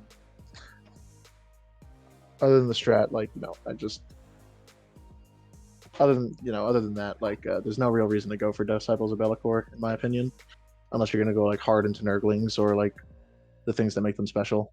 Right. Just going mono demons, you probably just want to go either mono god or just undivided and bring the big demons. Yeah, losing the You graders guys is have a huge. great night. Yep, yeah. Prospero, have a good one. The Greater Demon's definitely one of the biggest draws for the Demon faction to begin with, and losing access to those is kind of a big deal. I think the Demon infantry is good at cheerleading, but I don't know if they carry the game quite as much. Yeah, I mean they did decently well this event, but Yeah. they can struggle into some matchups. Yeah. The fast stuff is good, but if Strength 5 doesn't cut it, I think you can run into some problems, between the fiends and the hounds. Yep. All right. Well, like Zach, I do also have to get running. Yeah, for sure. But yeah. Well, thanks for playing. One more time for the game. Yeah, congratulations thanks for streaming it. on getting this far, and I'm sure we'll see you on in the not too distant future again. Yep. I'll see you all around. Cheers. All right, guys, that's it for me today. My other game today got canceled, unfortunately. I was supposed to have a game earlier today, and my opponent got sick, and so I wasn't able to play that one. We may have a game scheduled tomorrow. Actually, I have a message in my inbox. Let me look at it.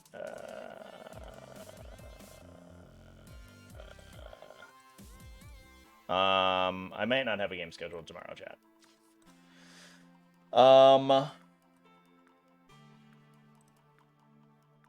So yeah, so I don't know if I'm gonna be live tomorrow. We might do some hangout stuff. I also may take it easy tomorrow, and I have some other projects I need to get worked up on. Anyway, let's go raiding today. So I guess expect something on Monday, but I don't know. I can't promise I'll be live this coming 24-hour period. Who are we going to be raiding today?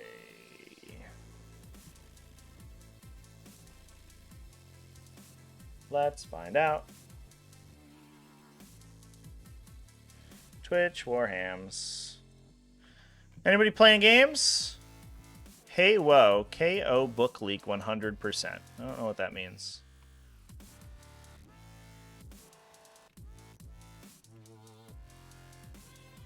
A lot of painting. Hey, oh, that's Age of Sigmar. Dang it. I thought, chat. I thought.